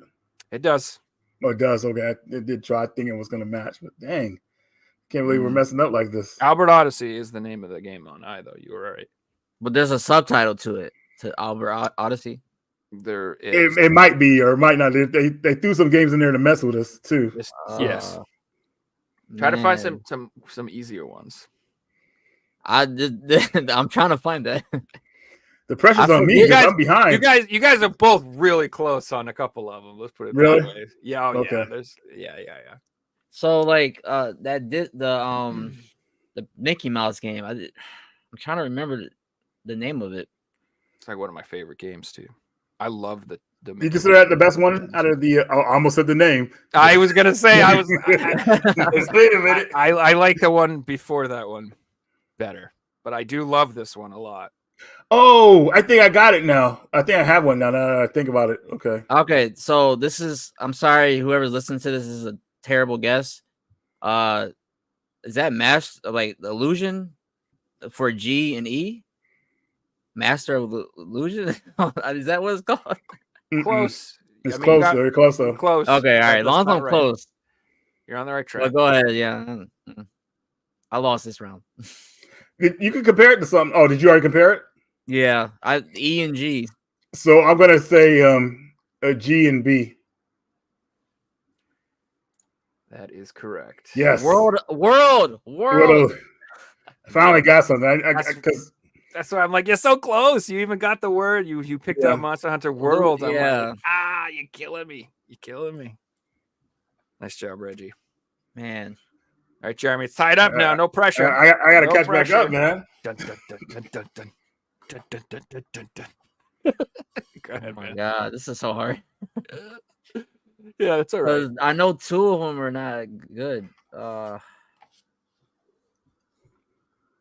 Revenge. I'm just gonna start saying the names. I'm sorry. It's okay. It's all right. I don't even know the Landon game. I usually end up just guessing wildly at these. By the time I usually know like 3 of them, and then the rest I'm like, eh? Well, we know B and G is out. B and G are no good. That's right. Shadow. Okay, F is Shadow Man, right? Shadow Wait a minute. I got it. F and E. Dang. I got it. Nope. No, that was good. That saved me. Okay, cool. That ain't it. What? You are right though. F is Shadow Man. Yeah. I thought that was the other. Yeah, E was the other game. Okay, cool. Wow. E is Joel's favorite game, and he's probably like ripping. I'm sorry, Joel. He's watching. I have the other one. I don't have that game. Oh, it's such a good one. You guys, I think I had that one. Oh man, I can't give hints. Come on. I'm just taking out the ones I think don't belong.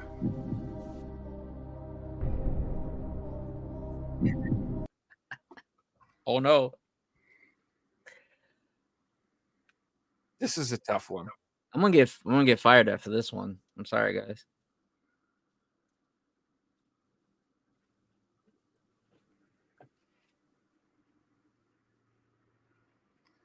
Oh man. Whose turn is it? It's Reggie's turn, right?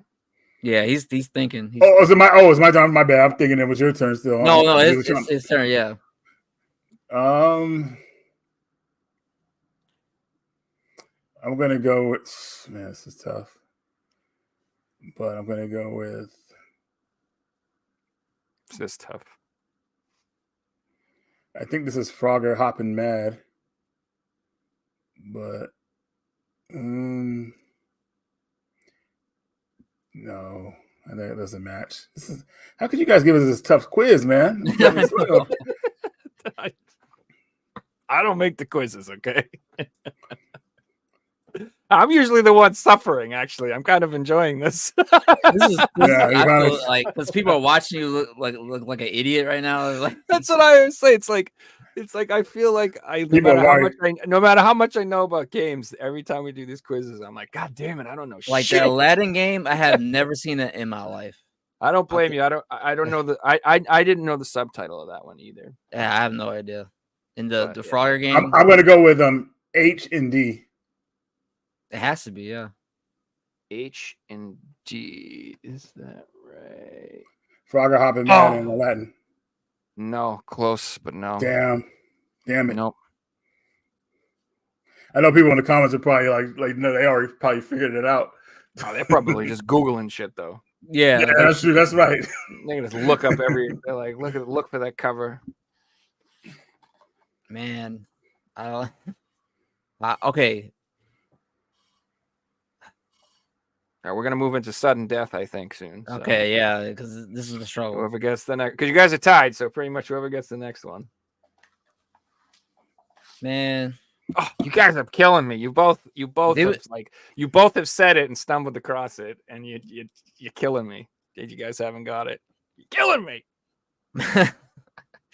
man, I'm C and D. I feel like I said that, but C and D. Not C and D. No. I don't know, man. Come on, think it out. What's the first game? What's the second game? Think it out. What's the third game? What are all the names of the games? Say them in your head. You guys. Well, I don't know all the names of the games. That's the problem. Okay, I got it. I got the next one. I think I have it now. What you already got? go? Is it my turn? I'm gonna go with H and E. H and E. Come Is on. correct. Yeah, that's what we do. Revenge. I can't tell what that last name, but I said Revenge of Jeff Farkas of that movie. I remember. So okay, I just thought that might be it. So. Yeah. Finally, I'll have my revenge one day. That was tough. All right, so I'll go over the other ones. You guys, Please real do. quick. Yeah. So this is the one that was driving me freaking crazy because you guys said the names of both of these. Beyond Good and Evil and Resident Evil. Oh, why did it? Oh, that was an easy one too. If you think about it, I said it, and I'm like, that's killing me, guys. That's terrible. That is beyond terrible. That's yeah, literally. So this other one, I don't blame you for not getting it because I would never have known this. Ancient Chattel. Chattel. Oh, I thought it was Frogger Hopping Mad because they had that weird subtitle name, but Ancient. That sounds dark for a Frogger game. Come on, it does. Right? And Frogger looks like hella mean in it, like. I can't believe I didn't get the Beyond Good and Evil. That was terrible. And then the ones that had no match. Legend, I would have never guessed that. Legend of Albion. I'm impressed you knew that was that's pretty damn good. You knew that was Albert Odyssey, to be honest with you. Oh yeah, because the artist I know, man, did the same artist did Lunar. Yeah, I always confused that game with Lunar back in the day. I know that's like as one of the most expensive Saturn games, so that's why I know that. Definitely not worth it, man. That game has horrible loading times. Just make sure you pass it up. Oh, I mean, the Saturn has pretty bad loading times in general. So that game is like goes beyond it, though, man. It's like horrible. Like, ugh. So that's one of the things that's like people are like, I love original hardware. I'm like, yeah, until you play it on something where it loads 10 times faster, and you're like, oh, this is kind of better. Yeah. Like I love my PS2. Don't get me wrong, but like. God, dude, me and my girlfriend, we ran through like Need for Speed Underground, and it was just like low times, huh? It's insane, dude. Yeah, and especially if you suck and you need to restart a bunch of times. Not that I would need to do that. Yeah, pro gamer. Yeah, hypothetically, if you had to do that, I could imagine that would be really frustrating. Man, I feel so bad about myself about the Beyond Good and Evil, man, and the Resident Evil. I feel the same way too, man. It's just like it kind of sucks you out in a way because Yeah, like, I'm thinking too hard about it. You overthink it. The key to doing that one is just repeating the name of the game. If you knew the title of the games, say it in your head and then say the other one. And wait a minute, then you can match it up like that. That's like I was stuck on Beyond what? Beyond. Me too. Okay. Now let me see. Did anyone get the chat question? Because boy, did I not pay attention at all. No. Did anybody get the chat question? Let me look. If not, I'm gonna bring that up again. No, I don't think anybody did. I don't think so. So I'm just gonna bring this up one more time real quick. So that's the chat question. And whoever gets 5 questions right gets a free game from Figsy. So harass him and not me. You do win. So there's that. If anybody wants to guess, once you get it, you got to think about it a little bit. I'm all thought out. Yeah, no, that's all right. Can't think anymore. I think Oh, I was gonna try to guess it, but yeah, I don't want. No, guess it for them. That's for chat. But it is the part of the podcast where we do show some stuff off and flex some stuff. If you guys want to show So a little bit of flex. Okay. Got any stuff you want to show off? Why don't you go first, Jeremy? Yeah, I'm gonna grab some stuff, but I'll be watching. Let me just grab some stuff real fast. Let's do it. All right. What you got, man? Which, by the way, I like your setup. By the way, it's very clean. I like it. Thank you. I work hard on it. It shows off the love for the PlayStation. I like it very much. And I love the bouncer. I don't know. A lot of people give that game the respect it deserves, but I really do like that game. The bouncer. Hell yeah. I love it. So I'm gonna show 2 pickups. Sure. Like you, I am very light nowadays. But we were talking about anime. I know this is a gaming podcast, but we were talking about anime. I got this from my friend Terry. He's on the channel. Got Trigon. Nice. Vasha Sampi. He's one of my favorite characters of all time. I love the anime. And also the reboot is really good. You should definitely check it out. It's in 3D, like 3D CG animation. I usually don't like that, but I really like this show. And I did a review on my channel of it. But look at that. I love it. I want to cosplay as him one day. But, do it up. Yep. So that's, and then I'm going to show one more thing. We're talking about magazines, and you're showing the PlayStation magazine. It was like the, I guess, the off-brand one, not the official one, right? This is the new unofficial one that I just got. There we go. Yeah. I cool. think I'm pretty sure you've seen one of my videos that was covering this one. I don't know if you've seen it. The first copy. This is the second issue covering God of War, which I love. I love God of War so much, especially the first one. I remember when it came out. Beautiful series. And guess what's coming out next? Resident Evil Kickstarter. Very cool. Too old for gaming. I think you guys did we've had him on the show before. Yeah. Great. He's a great creator. He made his name's Too Old for Gaming.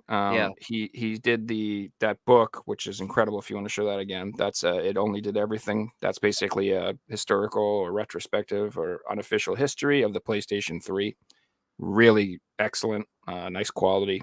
And then he started a retro themed magazine, and he's crowdfunds each issue. Can you get back issues though? I think you can, right? I think he does make a few extras. I don't know. I believe he does. But you probably can get the digital. That's true. You probably do that. I don't want to speak for that. Like I don't want to like put out misinformation. But yeah, I'm not sure either. Yeah, I'm not sure. But I'm sure if you contact him, he'll probably have some more. But yeah, I'm so glad I got this, and it goes through a retrospective of some of the launch PS2 games. That's why I have some of the PS2 games right here. I did a video on it. It should come out later this month. That's awesome. That's all I wanted to show. I got like an Xbox too, but that's cool, man. Yeah, but that's it. That's all I wanted to show. That's awesome, dude. Yeah, man. It's funny. When I was coming up with like a title for the show, like one of the things I was thinking about was maybe talking about more like either like manuals or strategy guides. That's what I mean. I love strategy guides. Yeah. So one of the things I like about your content is so first off, like I said, I've been watching your content for a long time, and I would highly recommend you guys check him out because he's very knowledgeable and his friends are very knowledgeable. They know a lot about just stuff that impresses me. Like, I don't know the names of the composers of the freaking music, but you guys seem to know that stuff. You guys seem to know the directors. You seem to know the names of the people that were like, you guys are deep about that stuff. Yeah, you guys are deep with the knowledge. Like, I'm interested, but like, I'm not like an encyclopedia. And I feel like sometimes you guys, I always appreciate people who are very knowledgeable, and you guys are, which I enjoy that a lot. Thank you. But you also do have an interesting taste in what you collect. It's not just games, and it's not just like whatever. Like you said, like I like that. You know, just like you don't do full sets. You just kind of go for what you want. That's exactly how I am. I go for what interests me at the time, and I'm interested in what other people are interested in, and I find it fascinating to see why people are interested in something. Like I like hearing why somebody's like one of the reasons I like Johnny from Happy Console Gamers. You know, Yeah. he'll be excited about a game that sucks, but doesn't necessarily matter to him because he's like, you don't understand. This game is what I went over to my cousin's house when I was 14 and we played it all summer and it was this great time that we had. And I remember these memories. This one night we all did blah, blah, blah. And that's how I am. Like, I'm just like, I like owning stuff that reminds me or takes me back to like a certain memories. Yeah, man. So I love that connection and I like that. And your channel like offers a lot of that. Like I can tell you guys are like, I thought this thing was so cool. I don't know why, but I just had to have this thing. And I just really good stuff. I got so many empty boxes. You have no idea. So many empty boxes. I have I'm not the only one who has a box problem. Can't throw away boxes to anything. I can't. Can't throw away boxes to anything, dude. I have like a dab rig I bought 6 years ago. I threw the box away today because I was like, I don't need this. You might need it, man. When you move, what? I'm not returning it. I'm not doing nothing with this. Things when you move, you can put it in there. Yeah. That's you're just right. Wherever you can do to justify your addictions. Yeah. Pretty much. Yeah. All right. I got some goodies. I love that PlayStation hoodie too. Oh, I need thanks, to get that. Yeah, it's pretty fire. I got that matching hat for it too. Oh man, need that. Right on. It's actually quite a conversation starter. I can't tell you how often I'm out in public. People are like, "Yo, OG PlayStation, red, that's sweet. I like that. That's the old school." That symbol it just stands out, man. It does, and it like. It's one of the reasons I love gaming and I love this hobby is because it just makes people happy to see it and to talk about it and to remember it and to feel, you know what I mean? Like a perfect stranger would just be like, yo, man, yeah, dude, I used to love Road Rash, bro. I'm like, yeah, dude. Road Rash is awesome, man. I love it. So good. All right, so this is a perfect example of, like I said, I like things that are bad.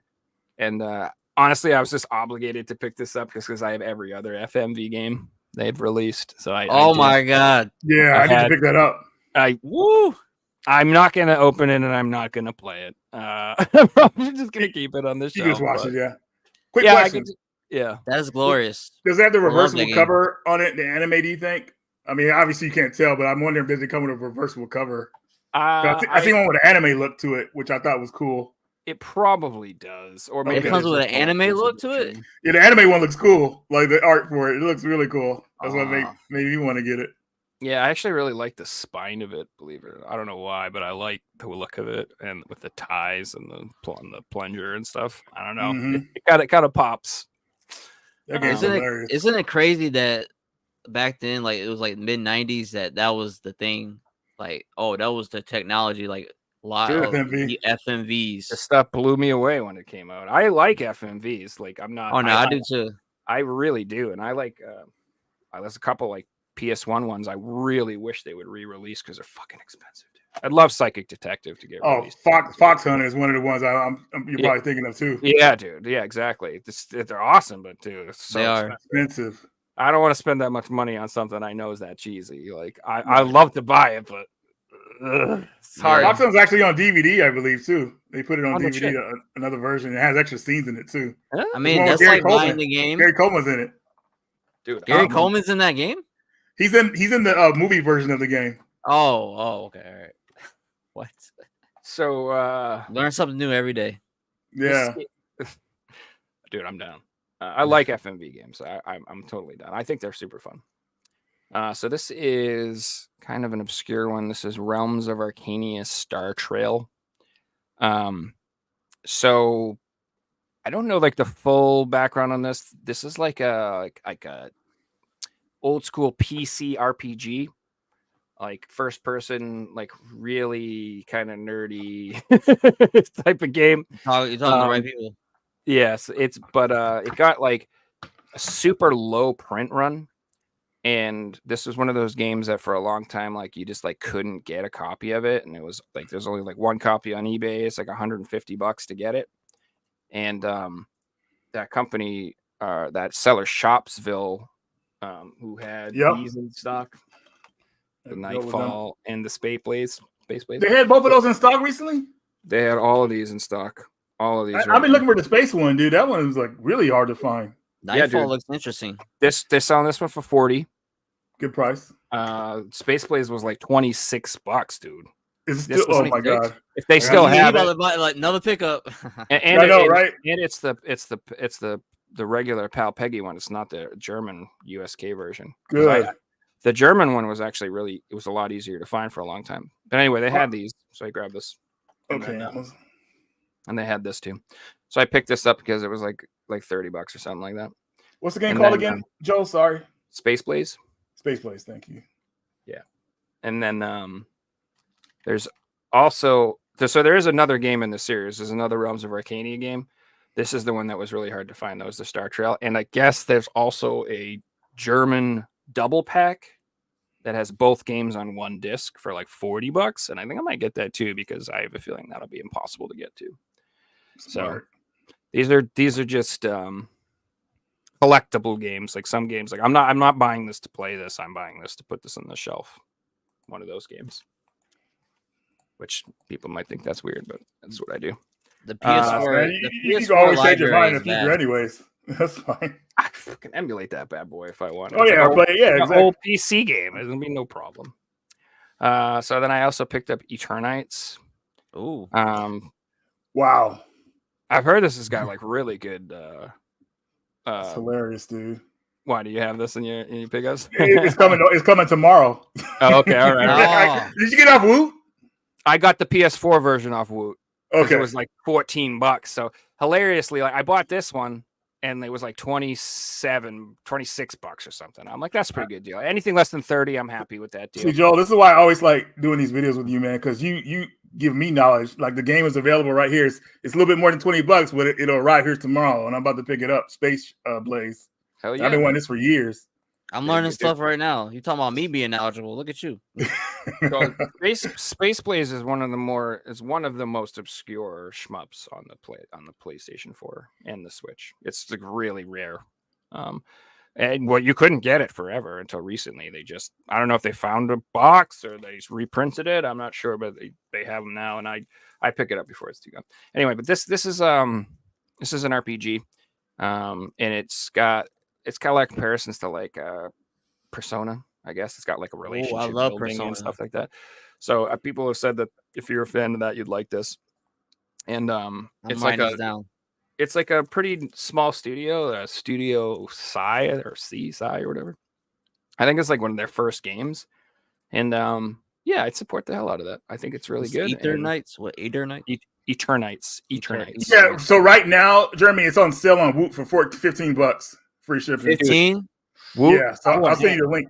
I'll send you the link. Yeah, send it, please. I picked that up from them. I picked Minoko's Night Market, which is like a cozy game for my girlfriend. Oh yeah, I know about the game. Yeah, I picked up the Warhammer Iron, the boomer shooter, the Warhammer boomer shooter. It's like Yep. I'll see you tomorrow. Yeah, dude. They had a ton of deals on there, bro. I dropped like $100. Wow. Is it? No, it was only $20. I said I bought like 5-6 things. I said I dropped like Gotta get you. All right, so then I had some limited run stuff come in. Dude, I fucking loved that this came out, dude. Quake 2, I freaking love this game. Like I have so many fond memories of playing Quake 2 with my friends multiplayer, dude. Like I can't even tell you. We used to spend days in my friend's house, just in the basement, playing LAN parties, having railgun fights. Just fucking absolutely loved it, dude. And then I actually really enjoyed the Quake 2 port on the PS1, which a lot of people like. Oh, really? Yeah. With that. It's actually really good. It's a good port. Awesome. It's absolutely amazing. The controls are a little awkward because it was, PS1 3D FPS games. They didn't really know what they were doing at first, but you can goof with them and make them comfortable. And it was amazing. And that's actually how I played Quake 2, the campaign, as I played it all on PS1, and then I play on my friend's house for PC. But anyway, these ports that they redid all the controls, and it's freaking fantastic. Like it's really awesome. And I'm pretty glad it got a physical release because Quake 1 did as well. So now I have both. Limited run? This is a limited run, yeah. They're the only ones that put out Quake 2. I think Quake 1, you can get, it got retail releases in Europe. I'm pretty sure they have like PAL releases, but Quake 2 only got released by limited run. And then it's available digitally really cheaply if you just want to play it. But it's a great update. It's really good. It looks amazing on the PS5 and plays amazing. I don't have a lot of experience with Quake, so I played more Doom. So, dude, I love it. I need to Quake play 3. Quake 3 is amazing too. I mean, I think that's probably Dreamcast. That game is still like one of the only Dreamcast games that's officially still online, I think. Oh, it's still online? Oh, yeah, you can still play Revo online. Oh, I played a little bit of Quake 3 on the Dreamcast, but that's it, really. So, you were looking for Bolt Gun, Jeremy, or Eternal Nights? Or which one? The Eternal Nights. I mean, Bolt Gun, I know about that, but the Eternal Nights. Okay, you know about the $20 for Bolt Gun. Okay, so I'm looking for Eternal Nights. Okay, cool. Because that sounds like a game I would want. Definitely. Yeah, it looks like a fun game. And then I picked up Thumper from Limited Run Games. Oh, nice. So I own this on regular PSVR. I own this digitally on the PSVR too, and I bought it again physically because this is one of the best PSVR games. VR2. Yeah, VR2, man. Oh yeah, I want it. It's pretty good. I'm gonna upgrade to an actual PC VR, I think soon. Yeah. I'm like I put like 160 hours into Beat Saber, and I want custom songs and I want mods. Like I just am done with that. I can't even tell you how many people just come into my chat and they're like, "Will you play my custom song?" I'm like, "I can't." They're like, "How come you have no mods?" I'm like, "I can't do shit. I got nothing. All I can do is play the vanilla game. All right, I'm lame Joe over here. I got nothing. I got no toys. Got no bells and whistles. So anyway, no bells. Yeah, so I'm gonna definitely do that. Anyway, yeah, picked it up. This one's really good. It's a rhythm game. It's pretty unique. One of the best games on PlayStation VR, in my opinion. All right, so this is my last pickup, and I'm not exactly proud of it. Like I'm kind of ashamed. Don't be ashamed, man. This is a safe space for whatever you got in your hands. I'm kind of ashamed that I'm supporting bad behavior, but my OCD is strong. All right, and so maybe you'll understand. But I had to do it. I got all 4 covers for the Castlevania Advance Collection. This is the same game? Yeah. Oh no. Okay, never mind. It's not the same. They're different. See, this one looks like this. This one looks like this. Man. This one looks like this. Okay, look. All right. It does look the art in Castlevania is like great. But your money, your wallet, bro. But like you gotta understand, I got this little Castlevania section on my shelves. And he's a Castlevania enthusiast. Okay, yeah. See, look, that looks beautiful. Yeah, it's gonna look real nice. All right, Jeremy, I put it in the chat. Okay, so you could click that link. Oh, I see it. Yeah. And what's hilarious is when I ordered all 4 of these, like I have them emulated about 65,000 different places. I have them on my Steam Deck. I have them on my 3DS. I have them on my PC. I got them on my phone. You know what I mean? I could play any of these games anytime I wanted. But yeah. So I'm not embarrassed that I bought 4 copies of the same game. I'm embarrassed that I supported a company that did this. You bastards. This is rude. Like, it should not have been this. What it should have been is like 2 games with 2 reversible covers or something, you sons of SOBs. Yeah. This is just... They knew what they were doing, man. What they should have did, honestly, is just make a different cover than those covers, to be honest with you. Just one, or like with all of them on it or something. Yeah, they should have did a different... I don't know. They knew what they were doing. Fix is alive! Woo! Fixie! We started the fun for you. Oh, I'm glad you made it, man. Yeah, so... No, that was my proud and my shame. No, man. I would have done the same thing probably. There's nothing wrong with it at all. Evil. Do you have any? So this, I just know myself. So let's say I bought 2 of them. I would have bought all 4 eventually. That would absolutely have happened. I would have just been like, rip the Band-Aid off. I would just I'd be looking at it and I'd be like, how much are they? How much are they? I don't even need now. That's how it always starts. I'm just going to see how much they are. And then I'm like, oh, they're 50. Whatever. And then like a couple months. Enable you, man. I'm just saying, this is how it works. Okay. This is how it works. And then a couple months later, I'll look and they'll be like 65. I'm like, it's just gonna get worse. I might as well just get them now because if I wait, I'm gonna get them anyway, and I'm gonna pay 100. So Is that like your favorite franchise? Castlevania? No. I thought you were enthusiast for Castlevania. Oh, I love top 5. Okay, yeah. For See, sure. that counts. Top 5, you can make bad decisions. I don't even know my favorite franchise. That'd be hard to say, dude. Like, I really got to be survival horror. Yeah. Holy, I don't know. I really like BioShock. I love BioShock really like. I like BioShock Infinite. I don't, but the first 2 games I didn't really play too much. And I hear a lot of good things about the second one, even though a lot of people try to like bash that one. No, the second one's great. Yeah, I figured it probably is, man. I just got to play it finally. One was like BioShock 1 was an experience for me, man. Like it was the first game in my life where I actually felt immersion, like really felt like what that meant. Like I would be playing that and like lose track of reality. Like I was in rapture when I played that game. Like I don't know how to describe it, man. Like complete disconnect from reality.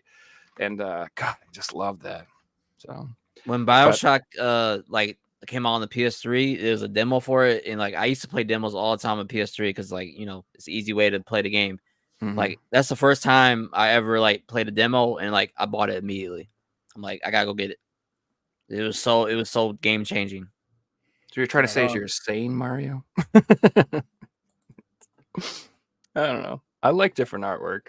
You never bought that? You think that's bad? You should see how many copies of Resident Evil 7 I own. Because of all the different 4. I got 4. I got like 4, 5, 6 copies of that. I got every copy, I think. I got Binding of Isaac. I think I own like 5, 6 copies of that game. I just saw that game yesterday for PS4 of all systems. That's a unique one.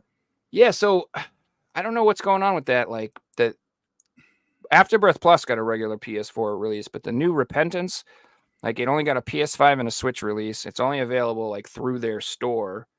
And then Japan got like a retail release. So I ordered the PS4 copy from Japan because I don't think there is any other copy. I think that is the only PS4 copy is the Japanese one. So I ordered that too. That should be coming in a few weeks because I need another copy of Binding of Isaac. Of course, yeah. Yeah, it makes sense.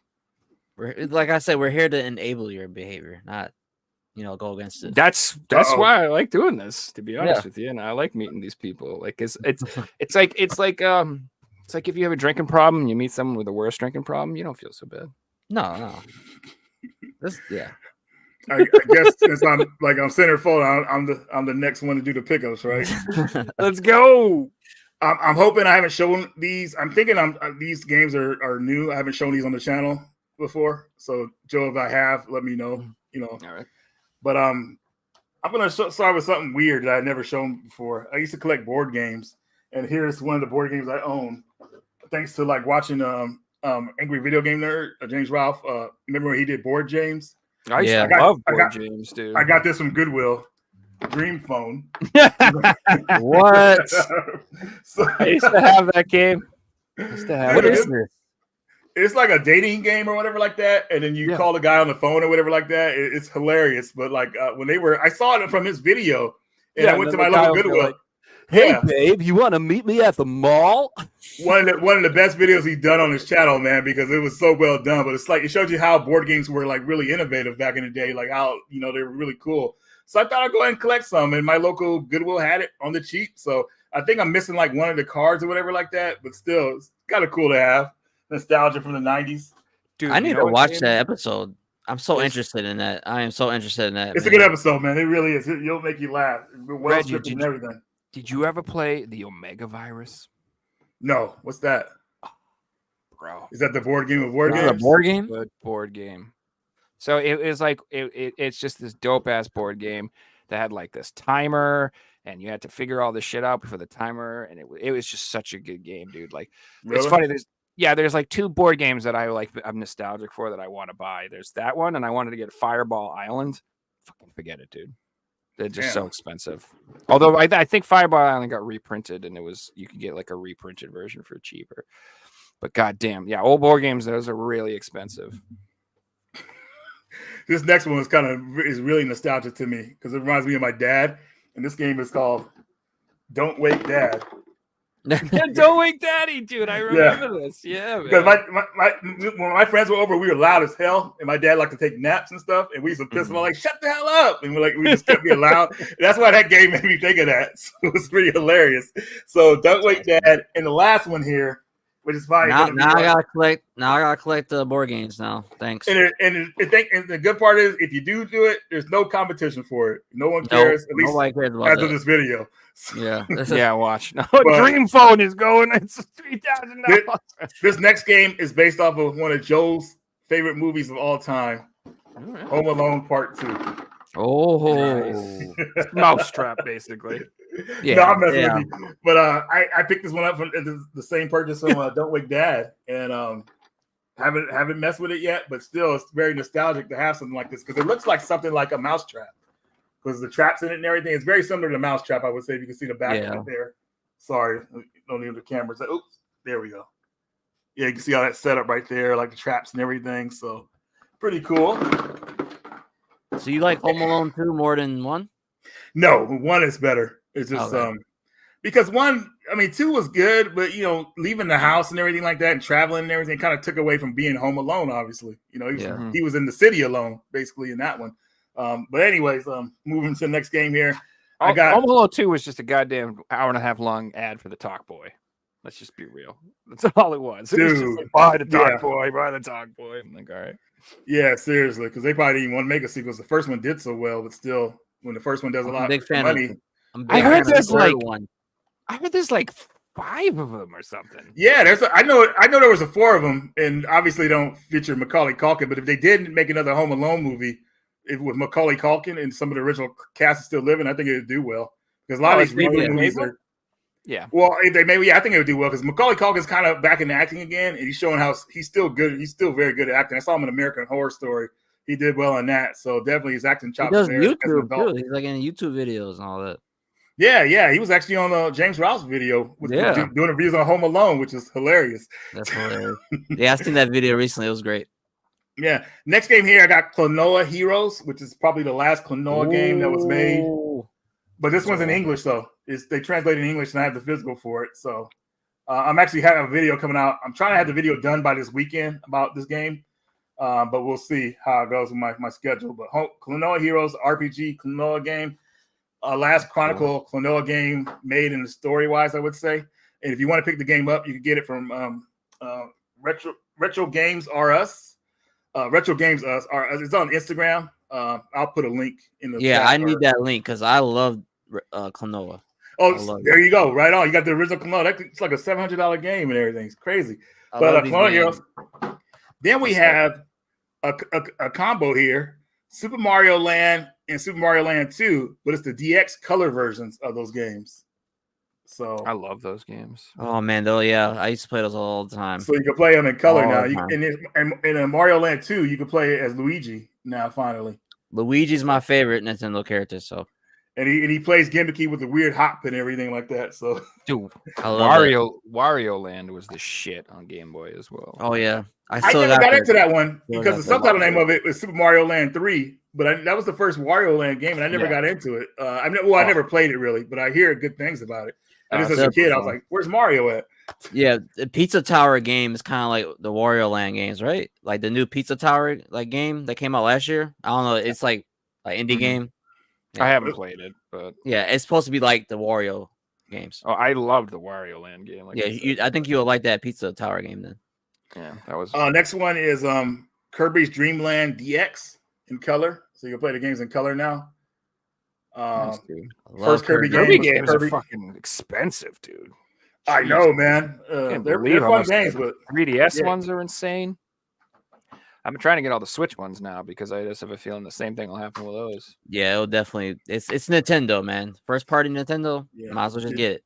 The cheapest you get on Nintendo usually is like $40, maybe $30 here and there during a Black Friday sale. I got Kirby, I think for $30. The new one on the Switch, the Kirby's Dream Land DX. I can't remember what it was, but it's Forgotten World, I think. Not Forgotten World. It was one of the newer ones. It was a remake of Kirby Return to Dreamland. Yeah. Or something like for the one. I forgot what it's called. Yeah, so many Kirby games. And then I believe this is a boomer shooter, but this is PO'd for the Nice. PlayStation. Oh, That's a nice Long box copy. version. It's a nice. Yeah, dude. I was surprised I found this on the cheap, man. I noticed a variant of it, like a jewel case one. Mhm. But yeah, I think I actually had a jewel case one, but I can't remember. I gotta look it up. But anyways, Boomer Shooter here. A lot of people don't know about this game. It's very wacky, very crazy, and one of the first titles, generation titles, obviously for the PS1. So definitely cool to have that. Yeah, I like that, and I like the loaded games too. I thought those were fun too. the Loaded. Yeah, that reminds me of Loaded. The first loaded game was pretty solid. The second one, Reloaded, was kind of weird. It was like a remake, but like weirdly done. I don't know. But keep it going here. Don't think I've shown this one, but hopefully. But Stargate for the Game Boy. Nice. You know, Stargate the movie I love a lot. Hell I yeah. never watched the series, but I think I'm gonna try to watch it when I get some time because obviously they're done and I gotta like enjoy them all the way through. But it's like 9 seasons. So it's like, damn, dude, like really? Then I gotta go It's through like like 3 shows. Atlantis. Yeah, It's Atlantis 3 and the shows. Universe only lasted 2 seasons, so that one will be easy to do. But like the first 2 is like, man, I got a lot of catching up to do. But the movie they always had warms like my heart. they have this insane collector's edition for the Stargate. Like every show, every series, all in one. It's like 100 On Blu-ray. Dude, I've been eyeballing it for like months. Just being like, come on, put it on clearance, baby, because this is the time, dude. I've been just getting. I got like the Indiana Jones 4K collection the other day for like $38 on clearance. I'm pretty excited about that. It's like nice, they were asking like $100 for that damn thing. So yeah, just wait for those sales, man. Definitely. Don't think I've shown this NBA Jam for the Game Boy. nice. I love Signed. NBA Jam. Missing Tim Kitzero's voice, but this is actually I got this signed by Tim Kitzero on the cover. You can see there.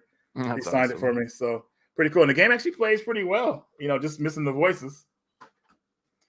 Then we have a awesome. Well, this version I'm showing you is more of like a fighting game versus fighting game, but this is an X-Men Mutant Wars, and this one's for the Game Boy Color. A lot of people don't know about this one. Wait, what was that on? Other than the Game Boy, was there like a port of it? You think about Mutant Academy, probably. Yeah, right, Mutant Academy, yeah, the first fighting game one, yeah. But I guess this is like the Game Boy like variant of that one. It's a different name, but actually this one it looks like it looks actually because I haven't really played it yet, but it looks like more of a platform type game. So not a verse. It looks like a verse fighter once you get the bosses and everything like that because it's small characters, but it's more of an action platformer. So this looks beat 'em up. So it looks pretty cool. But I was going to compare it to this one, X-Men Reign of Apocalypse. This is actually the beat 'em up one for the Game Boy Advance. And what's cool about this one, you can play 2-player co-op. So I got an extra card in here if I ever play 2-player with somebody. That's cool. Link up the Game Boys. A lot of my 2-player Game Boy games, like that I have in box, I have an extra cart in there. So I can access that 2-player mode or whatever like that. So I should do a video about that stuff, like 2-player Game Boy Advance games. This one's a bit beat up, but it's still a pretty cool game. I got on cheap. This is Fortified for the Game Boy. What is this? It's like a top-down. It's like a top-down Akari Wars type game, a Contra, you could say. So pretty cool, actually. And I don't have a second cart for this one, but you can play 2 players if you want on this one. But I'm just gonna be honest, those bullets look like they chafe his nipples. I just don't.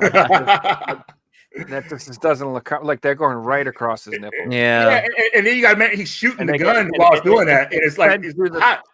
Yeah, I don't know, man. I don't know. What will Arnold do? Get to the chopper. Arnold doesn't need guns. He just needs to walk in some mud. He will kill you.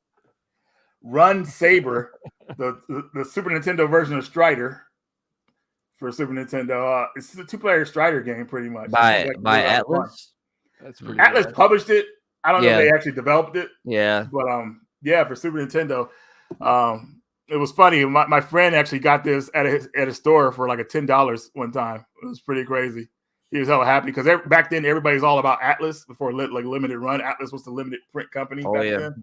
So it's a very unique game that a lot of people don't know about on the Super Nintendo. I've never heard of that one. It's called what? What is it called? Run Saber. Run Saber. Run and Saber. Like, SABER. Okay. Is there like an actual Strider clone, or is it just like inspired? 100%. Okay. I mean, it could be inspired and a clone, obviously, but this one's different because you could play 2 players at the same time. So that's what's cool about it. Like 2 Striders and one, like it's pretty crazy. So let's keep it moving here.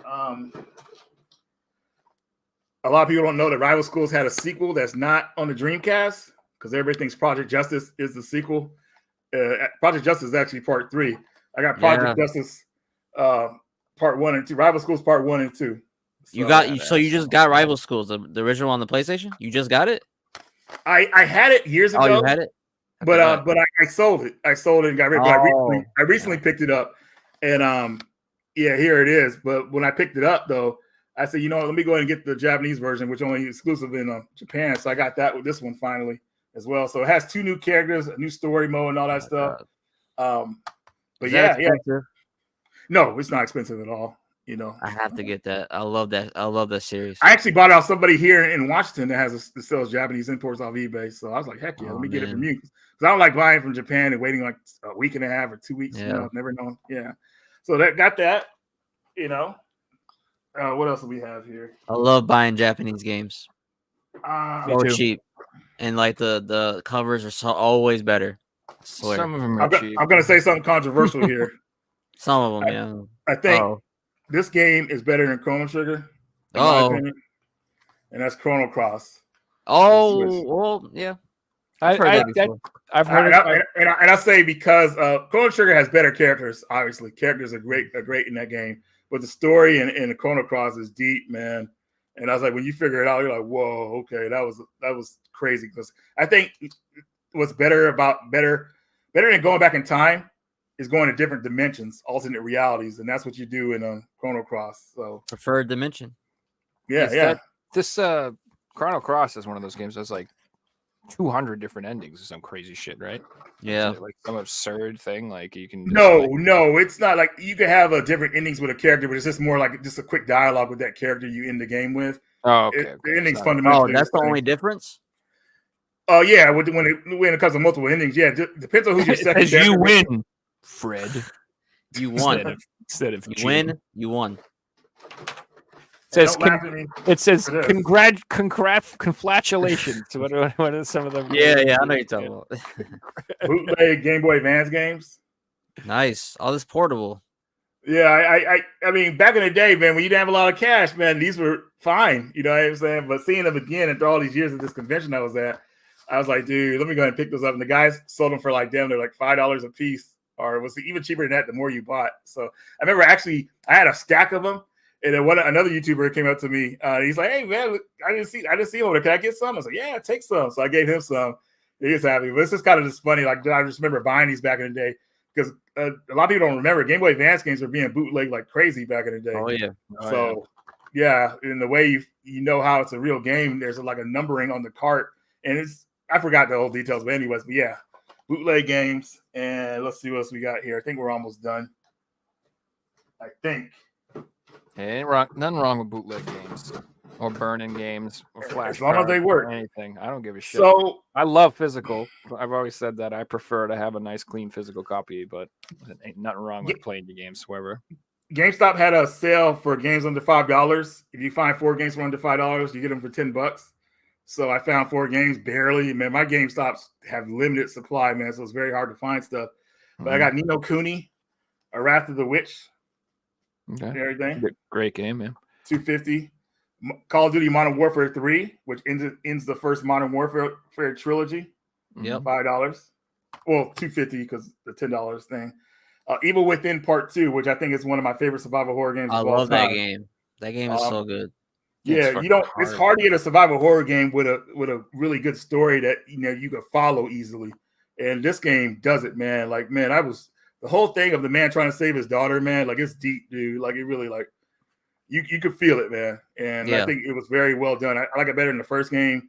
Some people disagree, but I like it. I like the second one better. Yeah.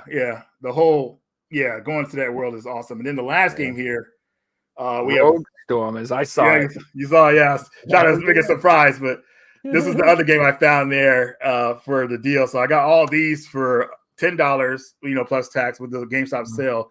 And they had another sale going for like anything $10 and under.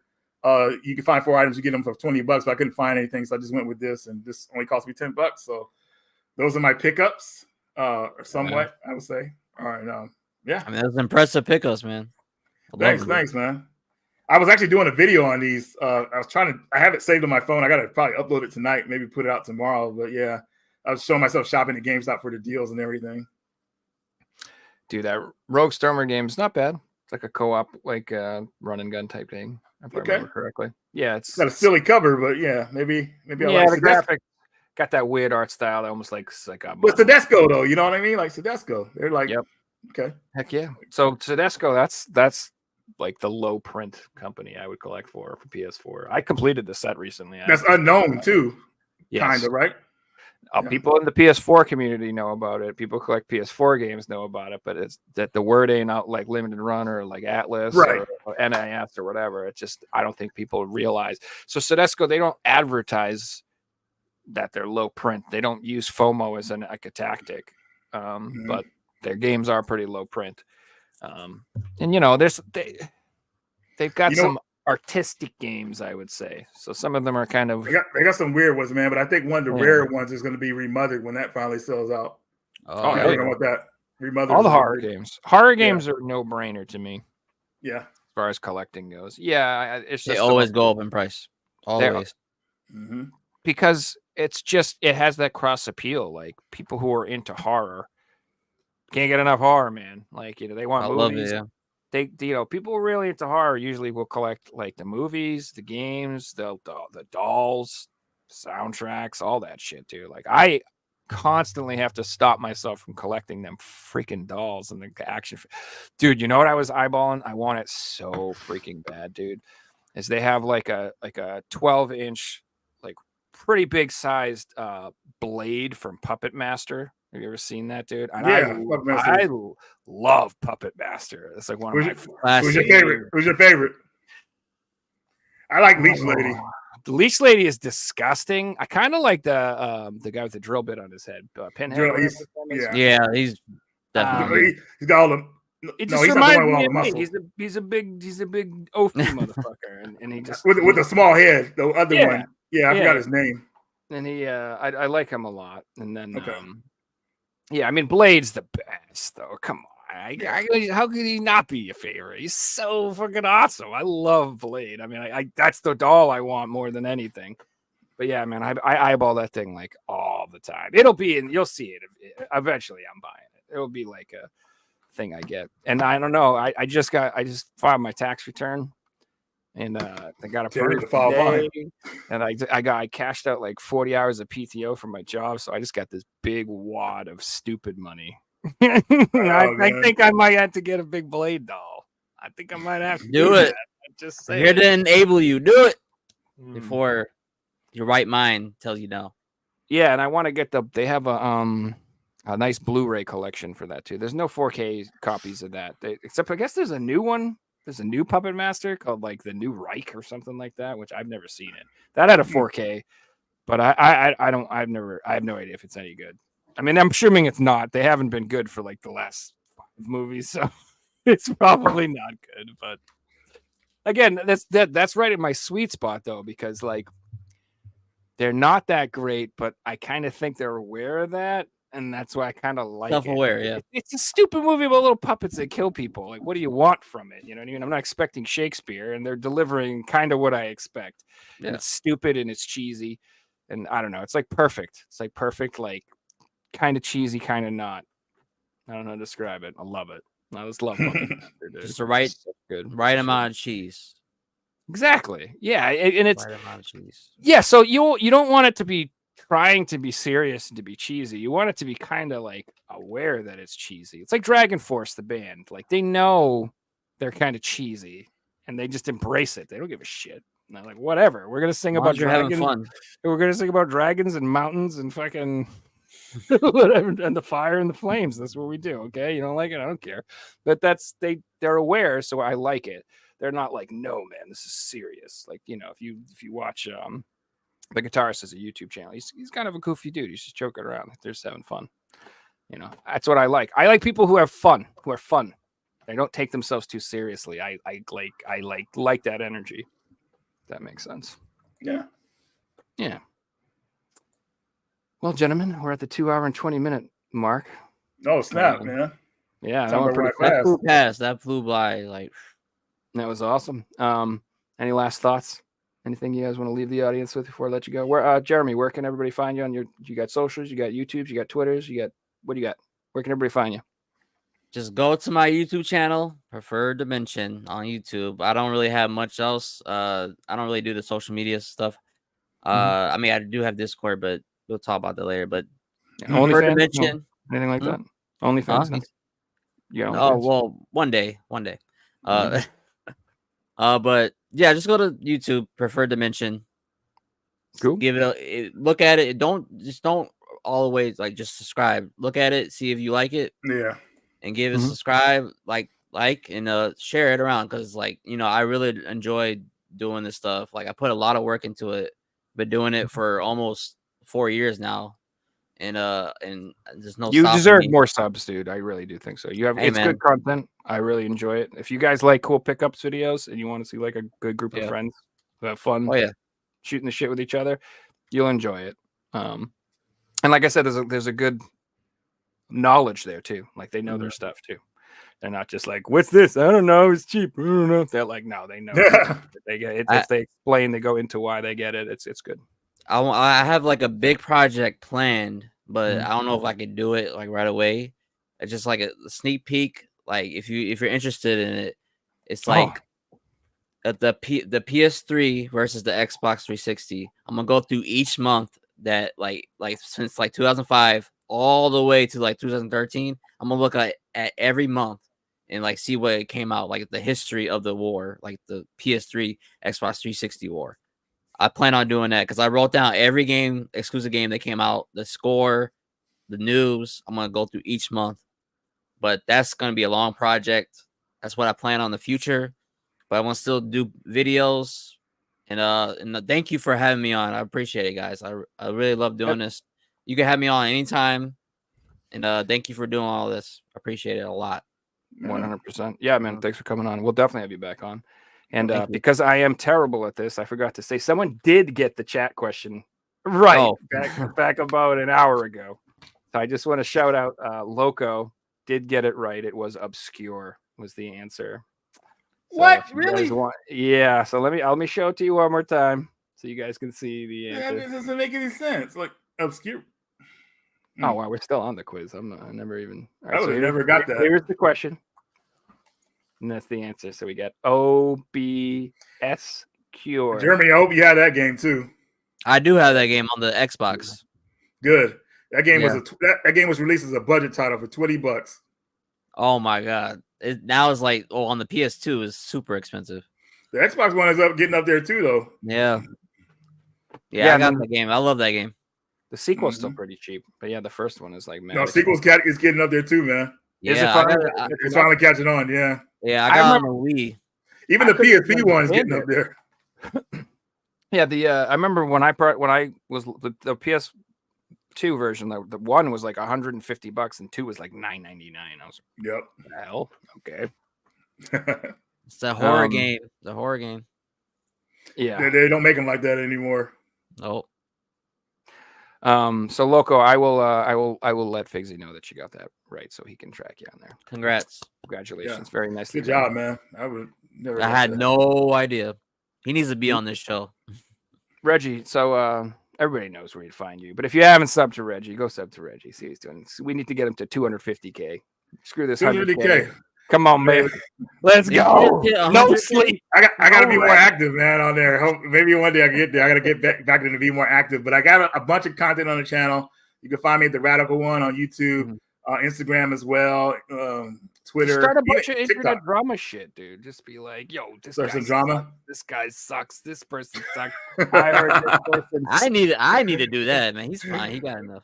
The problem with that type of video, you got to keep finding stuff like dirt on people, like then it becomes like, man, like it becomes watered down because you. And then they find dirt on you.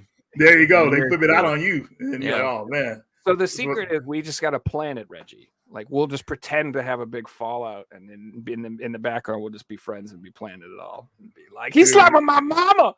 Wow. Man, there's probably hell of people that try that too, man. Hilarious. Whatever, dude. They But you guys love know the where to find me drama. though. So appreciate all you guys joining us tonight and Mhm. everything. Everybody's polite in the comment section. Appreciate you guys too. Yeah, it was really Engage with good. us.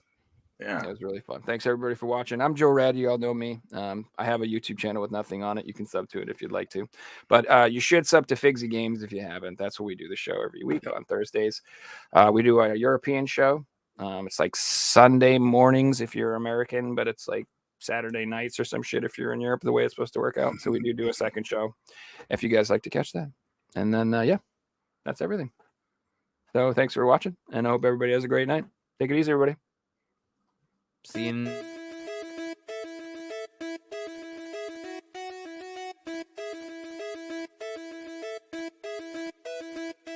You find